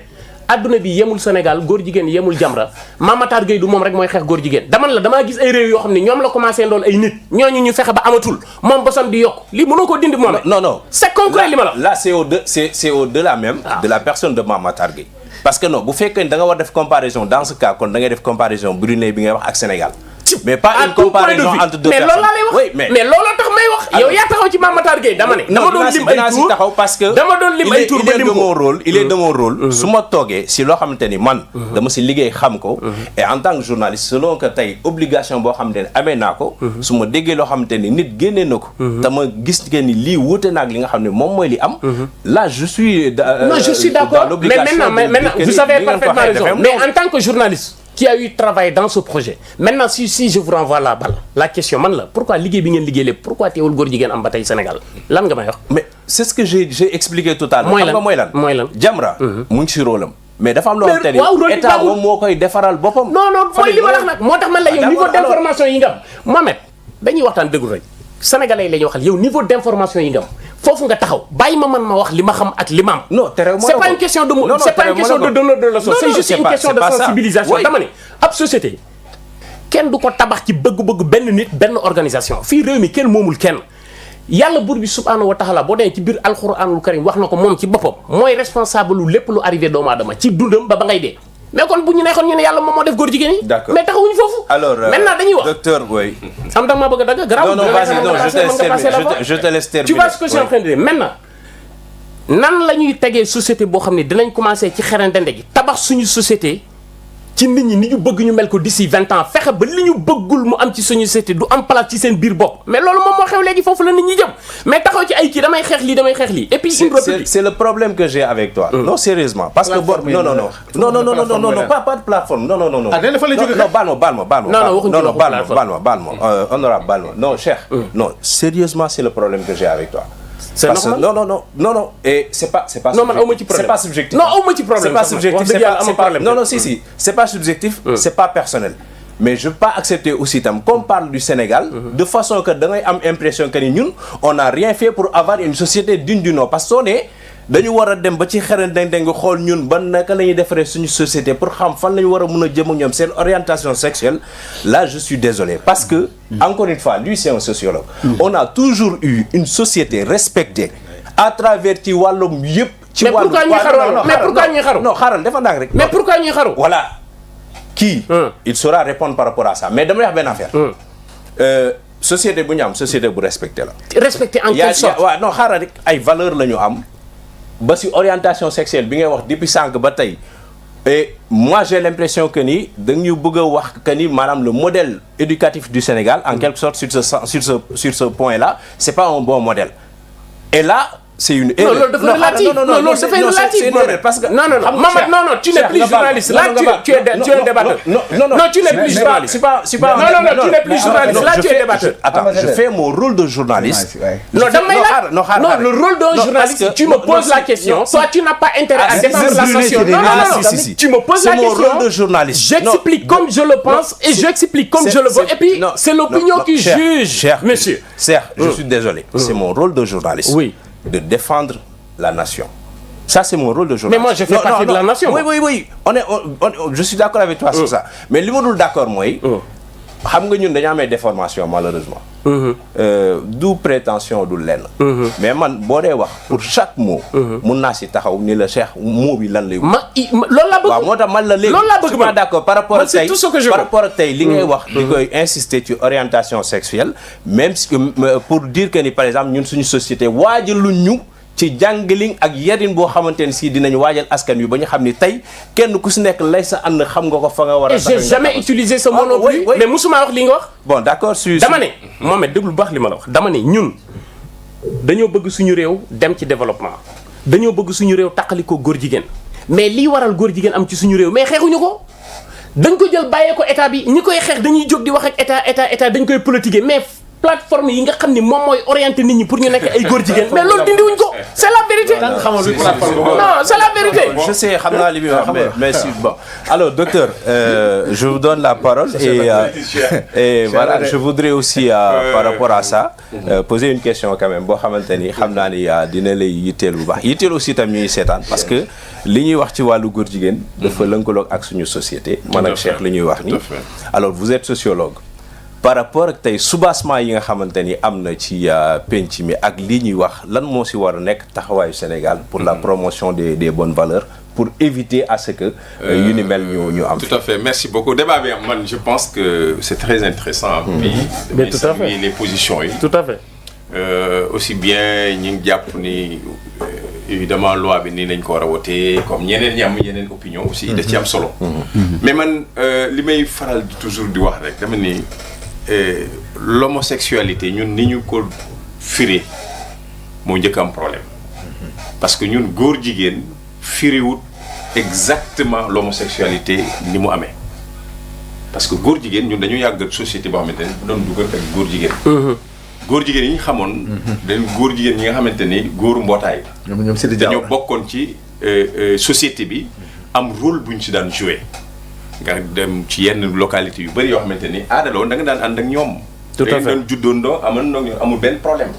moo tax góor jigéen boobu tekkiwut tey sunu homosexualité bi ñu gis. moo tax may la problème bi d'abord terminologie bi. maanaam boo jëlee tubaab ba ko tekki ci sa aada ci say ñun suñuy aada bopp góor jigéen aayutoon. en tout cas lu ñu doon doxalee lu ñu doon nangam la da nga daan gis ñu nekk ci xew yi même ci ba léegi. di taasu di nangam et cetera. ñu loolu la ñu jàppe woon góor jigéen oui. c'est-à-dire que léegi nag góor jigéen boobu bu ñu jëlee l'homosexualité ñu bëgg ko encore duper la même chose dafay indi problème ak aussi ci digg-digg bi. ba tax na lépp lu nuroo woon nag la ne woon suñu aada dañ koy far sax dàq. parce que mooy indi li tax évidemment ñenn ñi jël réserve comme lu ci mel ni Sonko ak ñeneen ak ñeneen. y compris man j'ai toujours dit que ni attention am na yoo xamante ni bu ñu jëlee lépp rek boole ko mu indi musiba. mais nag li ci am solo mooy Cheikh wax na ko dafa am ay mesures yoo xamante ni dissuasives am des mesures yoo xamante ni préventives. exactement maanaam il faut en amont avant ñu yegg ci homosexuel bi évidemment aussi ñu xool société bi lan moo tax wala la doon tax mu am tey lan moo ci soppeeku. ñu xam ne effectivement am na ci politique yoo xamante ni tey du ñu ko mën a xam mais bokk na ci li nga xamante ni facteur favorisant la maanaam tey jii lépp lu laal ci mbirum droit surtout même la promotion donc du genre d'une manière ou d'une autre dañuy dem ba nga xamante ni les rôles sociaux du travail dañ koy changer ni la góor war na mën a bale góor war na mën a togg góor war na mën a fecc góor war na mën a nàngam te ku si nekk ci société bi dañ ko joxaloon rôle am mais évolution rôle yooyu nag bokk na ci li nga xamante ne dafay dem ba jigéen góor gi dootu jombale ci moom boppam yegg fenn fi parce que déjà da ngay gis tey ji fecc wooy leneen am na ñu ko bàyyi woon lu ci ëpp jigéen moo ko doon def ci yenn anam yi mais da ngay gis góor ñi ñoo leen ko dàq ndaxte y a une évolution ndax lan pourquoi dañu la lépp loo xamante ni nag l'argent day valoriser li nga xamante ni sax même yenn rôles sociaux yi nga xam ne nit ñi bëgguñ ko woon une fois valorisé ñëpp dañ koy jël wooy dañ daan géew la ko doon def léegi ñëpp ay woon donc ça évolue cette évolution nag day dem ba nga xamante ni mën na am impact bi nit ki transition bi muy def du ko sentir beneen bi aussi mooy l'urbanisation parce que urbanisation ni dëkk di màgge di jóge caractère traditionnel dem caractère moderne dafay ànd ak li ñuy wax l'anonymat c'est-à-dire que le contrôle social day diminuer boo nekkee Dakar mën nga fee dund sa dund te sa maam ñoom fa nga bàyyi woon du ñu yëg boo scandale amee rek la ñuy yëg ne ndekk diwa ngoon ci loolu parce que mën nga dund li ngay dund ànd ci réseau yi ngay ànd te kenn du la dégg kenn du la kenn doo gis dajeeg sanu moo xamante ni bu la xoolee bët di la na woon ne la yow lii nga nekk kat waru donc da ngay nëbbutu maanaam te puis urbanisation mooy doxee noonu mooy waral nag en général yu mel nii yomb ci am ci góor ñi ak ci jigéen ñi waaye je pense que ci mesure yooyu c'est vrai que loi am na man li may faral di wax rek du ni oui def nañu la ñu waxoon diggee nañ ko mais encore une fois rupture bi ñuy xaar du point de vue systémique mooy politicien ak lu mu ko mën a jaaral rek bu waxee na fexe ba comme ni mu ko waxee ci Ousmane Sonko su li mu waxee na fexe ba wàccoog moom parce que li may gis mooy toujours comme la Macky Sall nekkoon rek dinaa wàññi sama mandat bi mujjee indi ay gàllankooru constitutionnel teg ni lii tax mënu ma ko def finalement lan lay indi moralement pour man quel que soit alpha dañoo waroon a jàll dem ci criminalisation parce que li koy firndeel ni nga ko gëmee yow gi dégg ko ba yàggul dara nga jàpp ni dañ ko war a criminaliser moom mi mu gëm ko keneen gëm ko jógewul ci neen dafa am ci lu fu mu wékku fi mu wékku nag bokk na ci sa leader moral Ousmane Sonko évidemment kooku kenn mënu koo dindi même su fekkee ne ànd sàmm jikko yi seen position la moom position boppam la moon mooy mu criminaliser ko te loolu je pense que loolu même bu ànd jikko yi waxoon leneen lu dul loolu parce que am na ñeneen ñu wax leneen lu dul loolu du ko def mais li mu def li mu gëm engagé ko pour man mooy aller vers la criminalisation donte ni sax xam nañ ni loi mënta day dissuader rek mais mënta nekk solution boo xamante ni panacée loo xamante ni bu xasee ba am leneen du am parce que bu doon loolu peine de mort am na ci ay dëkk ba léegi crime yaa ngi am waaye boo fekkee ñu def changement donc de catégorie loolu moo ci am solo c'est-à-dire que passage boobu daf ci am solo te ni nga mën a def ba ni damay changer yokk peine bi jëlee ko donc de 5 à jusqu'à 10 ans on est encore dans l'étape de délire waaw infraction lay doon délit la toujours fi ñu koy àtte lañ ko war a àtte coppeetu du ci am mais li taxoon nit ñi di xaar moo di suñ ko yóbboo donc crime de 10 donc à 20 ans même ba perpétuité man cee am wala même peine de mort man cee am parce que catégorie boobu ñu koy dugal en tant que crime moo am solo ci gravité mais tant que moo ngi lekk ci délit nga yóbbu même parce que 5 ans bëri na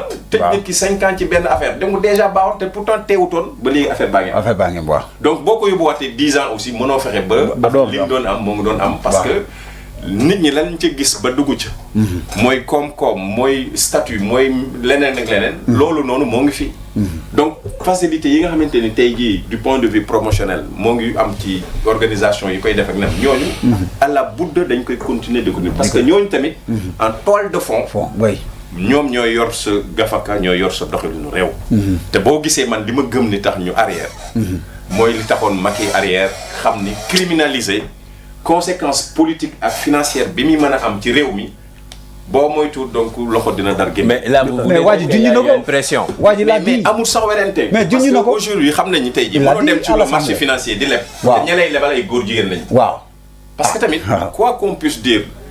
fu xaalis bi fu mu jógee amul njëriñ maanaam ba la jógee góor jigéen mayoon yow Sénégal gi dañ koy sib. du ma lekk xaalisu góor jigéen mais ñu ngi leb xaalisu góor jigéen. les lobby yi ñuy fekk foofu. 90% ci ñoom ay góor jigéen wala gëm nañ ni doxalinu góor jigéen la ñu am. tout à fait.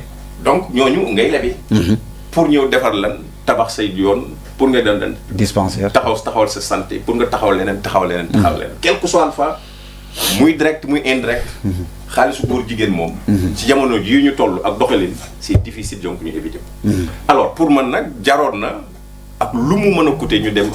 criminalisation donte ni argument yi may faral di dégg nee nañ oui parce que procédures yi ñoo tax.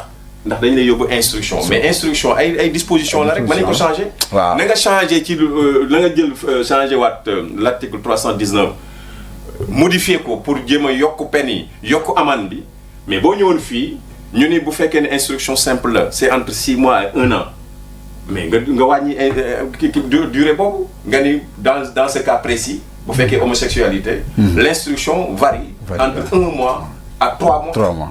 Au moins, mais ça reste encore crime. C'est-à-dire que pour moi, la volonté de faire, moi, mais de question ni bu ñu nangamee parce que lépp lu nekk ci loi rek. am nañ possibilité donc modifier que soit ñu jaar ci référendum dindi ko. wala ñu jaar ci assemblée nationale donc dindi ko bu fekkee ni dëppoo nag constitution bi nga xamante ni su ñu demee déposer ko conseil constitutionnel lii dëppoo nag évidemment charte réew bi. su ko defee ñu mën ko valider mais bu dëppoo wut rek même bu ñu ko yóbbu assemblée dëppoo wut ak li constitution wax ci àq ak yelleef. parce que yaa ko wax constitution bi dafa garantir ak yelleef ku mu mën a doon. y compris donc les minorités y compris donc yi ñu teg su nekkee ne am na lenn lu ñu fa yóbbu loo xamante ni dafa contraire constitution bi.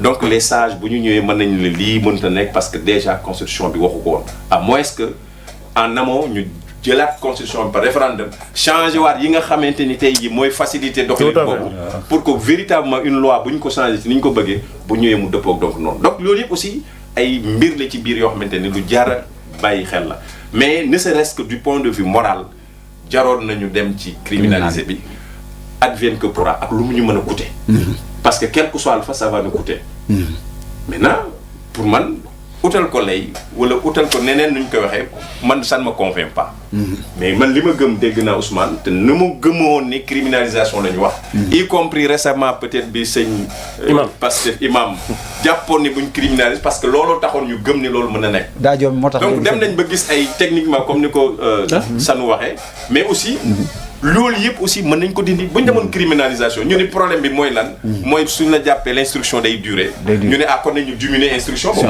mën nañ ko def waaw bu fekkee ne l'instruction simple la ñu ne cas homosexualité instruction bi léegi day varier de temps à temps comme si dénonciation calomnieuse justement maintenant beneen élément aussi malheureusement mal nécessaire la ñaan mal nécessaire mooy la stigmatisation oui qui aujourd'hui me semble c'est un mal parce que dinañ porter du tort à X, Y, Z mais également nécessité la ci lutte bi parce que tant que nit ñi mënuñu wax waaw bu ma gisee mënuma dénoncer bu ma gisee mënuma nangam ça va encore autrement dit dafay nekk promotion même donc de l'homosexualité parce que bu ma gisee mënuma wax ma sàmb maa ngi ma dem wala su ma jéemee wax ma jàpp ni dinaa ci am problème plus que ki may utal problème waaw noppi daf koy gën te loolu nag noppi googu évidemment dafay mel ni tamit luy yóbbu wala ñu ni d'accord yokkaat ci loi bi ni bu fekkee ni nit ki war na mën a dénoncer du ñu dàq kuy dénoncer wala kuy wane waaye su ko waree def day dem police bu mu dénoncer ko comme ni ko Sanu waxee police mi naa jël ay matuwaayam dox mais moom bu mu ko def publiquement maanaam ñu interdire le fait de dénoncer donc ces actes là wala ce comportement boo xamante ni dafa am caractère de promotion ci homosexuel wala yu mel noonu loo xamante ni jaaduwut bu ko nit gisee ci koñ ci ruq parce que tamit police ak gendarmerie loi ak justice mënuñoo efficace su fekkee ni population ci seen bopp associé seen bopp participer wuñ ci li nga xamante ni mooy xaw parce que ñoom ñooy bëtu ñëpp ñooy gis li nga gisut ñooy yëg lépp lu xew ci Sénégal ak fu mën a xewee nit gis na ko nit yëg na ko nit xelam nekk na ca donc bu fekkee loolu am na ñu ne désormais li ñuy bañ mooy siiwal ko ci kaw parce que tamit mën nañ ci lor gor mën nañ gis nit tuumal ko te parce que dafa am li nga xamante ni à la limite vengeance sociale mën na ci am ak politique ma bëgg Sanu mi du dem nangam ma dem jiiñ ko naka su dul noonu loolu indil ko ay gàllankoor te loolu également effectivement d'accord naa ci loi bi ñu fexe ba encadrer contrôler lu ni mel waaye su fekkee ne dafa strict ba nga xamante ne nit ki dafa jàpp ni moom amatul benn possibilité mu wax ko publiquement mën nañ ko interdire ak ku mën a doon boo jaaxee ci public muy ci rajo muy ci leneen jiñ nit ma sàmba ma dem ba kooku yoon da la war a topp ci article absolument waaye su nekkee ni gis nga ko te jàpp nga ni am nga ay firnde wala firnde yi leer ak leerut mënoo ko leeral boo demee ci police nga déy leen ko tu es protégé bu fekkee da ngaa dem police wax ko police bu boobaa moom mooy xool yan anam lay matuwaay lay jël ban moment la koy def enquête yi mu war a woon su fekkee ni gis na ni mandarga yooyu am na ci ka nga jiñoon bu boobaa ka koy teg loxo police lay doon su fekkee dañ koy dégg foofu lañ koy déggee mais kenn du ko dégg ci dëkkandoo bi kenn du ko déggee ci àndandoo yi kenn du ko déggee ci public pour man aussi loolu am na su moo tax stigmatisation dafa am couteau la à double tranchant quelque part évidemment baaxul mais d'une autre part aussi dina tax ba nit ñi ragal ba ku ci waroon a dugal du ko def du ci dugg donc peut-être à mon niveau loolu aussi mën na gën a améliorer donc affaire bi lu ci mën di am daal li may jàpp mooy évidemment Sénégal la li ci am mooy képp koo xamante ni da ngay jóg di def wala ngay wax li ci am solo mooy mu nekk njëriñu ñëpp te la loi aussi ñu durcir ko c'est pas mauvais parce que toujours c'est caractère dissuasif la dina tax ba ku ci waroon a dugg wala koo xamante ni xalaatoon na ci dugg surtout sa promotion yi et organisation yooyu nga xamante ni tey dañoo exister di promouvoir pour man premier acte bi bokk na ci ñu retirer leen donc seen droit d'existence au Sénégal parce que bokk na ci li wane ni li ñu bëgg a xeex bu fekkee ne dañuy xeex promotion gis nañ ay kuréel yu dëppoowu xeex promouvoir loolu ñu retirer leen donc dootuñ exister donc je pense que loolu aussi état mën na ko def pour joxe gage de bonne foi que ni lutte bi lu mu jaral peuple bi jaral na ko pas seulement donc les organisateurs ba maanaam sa am ànd sàmm jikko yi mais mu nekk loo xamante ni dafa law ci Sénégal te organisation yi am nañ état bi moo leen joxoon ay récépissé d'existence état bi mën na jaaraat la même chose retirer leen de façon officielle ñu xam ni organisation yi amul donc promotion boobu ñuy lutter contre dafay nekk donc une réalité mais bu ñu continuer aussi ñoom ñu exister d'une manière ou d'une autre wax dëgg yàlla dafay wane nii rek dafay xaw a sooxe ci mbir man daal loolu laa ci am ci ñaar bu ma ci doon apporter. Parfait, professeur. Très bien am na solo alors ñu dem si chapitre politique bi proprement dit Cheikh tey jii nii léegi mu ne la décidément tey Cheikh Yam daa ñëw pour yàq suñu émission ba alors c'est que leen la ngeen yàq leen bàyyi Cheikh dama dugg ci plateforme bi da ngeen daw débat bi même professeur non xam na li muy wax mais professeur nangul dugg si non plateforme mu mën a nekk non dañuy subtil lieu de détention yi xam nga lieu de détention yi fu nit ñi di fu nit di dajaloo waaw foofu et puis dafa bokk ci li nga xamante ni professeur kii waxul foofu de Professeur. kii waxul foofu de nañ ko nañ jàll politique nañ jàll ñu jàll nañ dem doyen nañ dem alors imam moom mun a def non yéen ma da leen a jàppale de da leen a dimbali sax non dimbali non da leen a dimbali moom wallaay da nga leen a dimbali waaw da leen a sotle complètement non sottuma sérieux sottuma Cheikh tey Cheikh bu ma xoolee du ma la mën a poser question bi parce que maa ngi sëgg gars yi di ma ree waaye bu siggi nga xool ma boo ma reetaanee rek c'est question ba lay bañ waaw question bi parce que xam nga tey en fait dañu gis ci ndaje boo xamante ni la coalition Diomaye Président def nañ ko nekkoon seen assemblée générale clôture bi ñu def ko ci teewaayu président de la République mais dañ ci gis ay ministres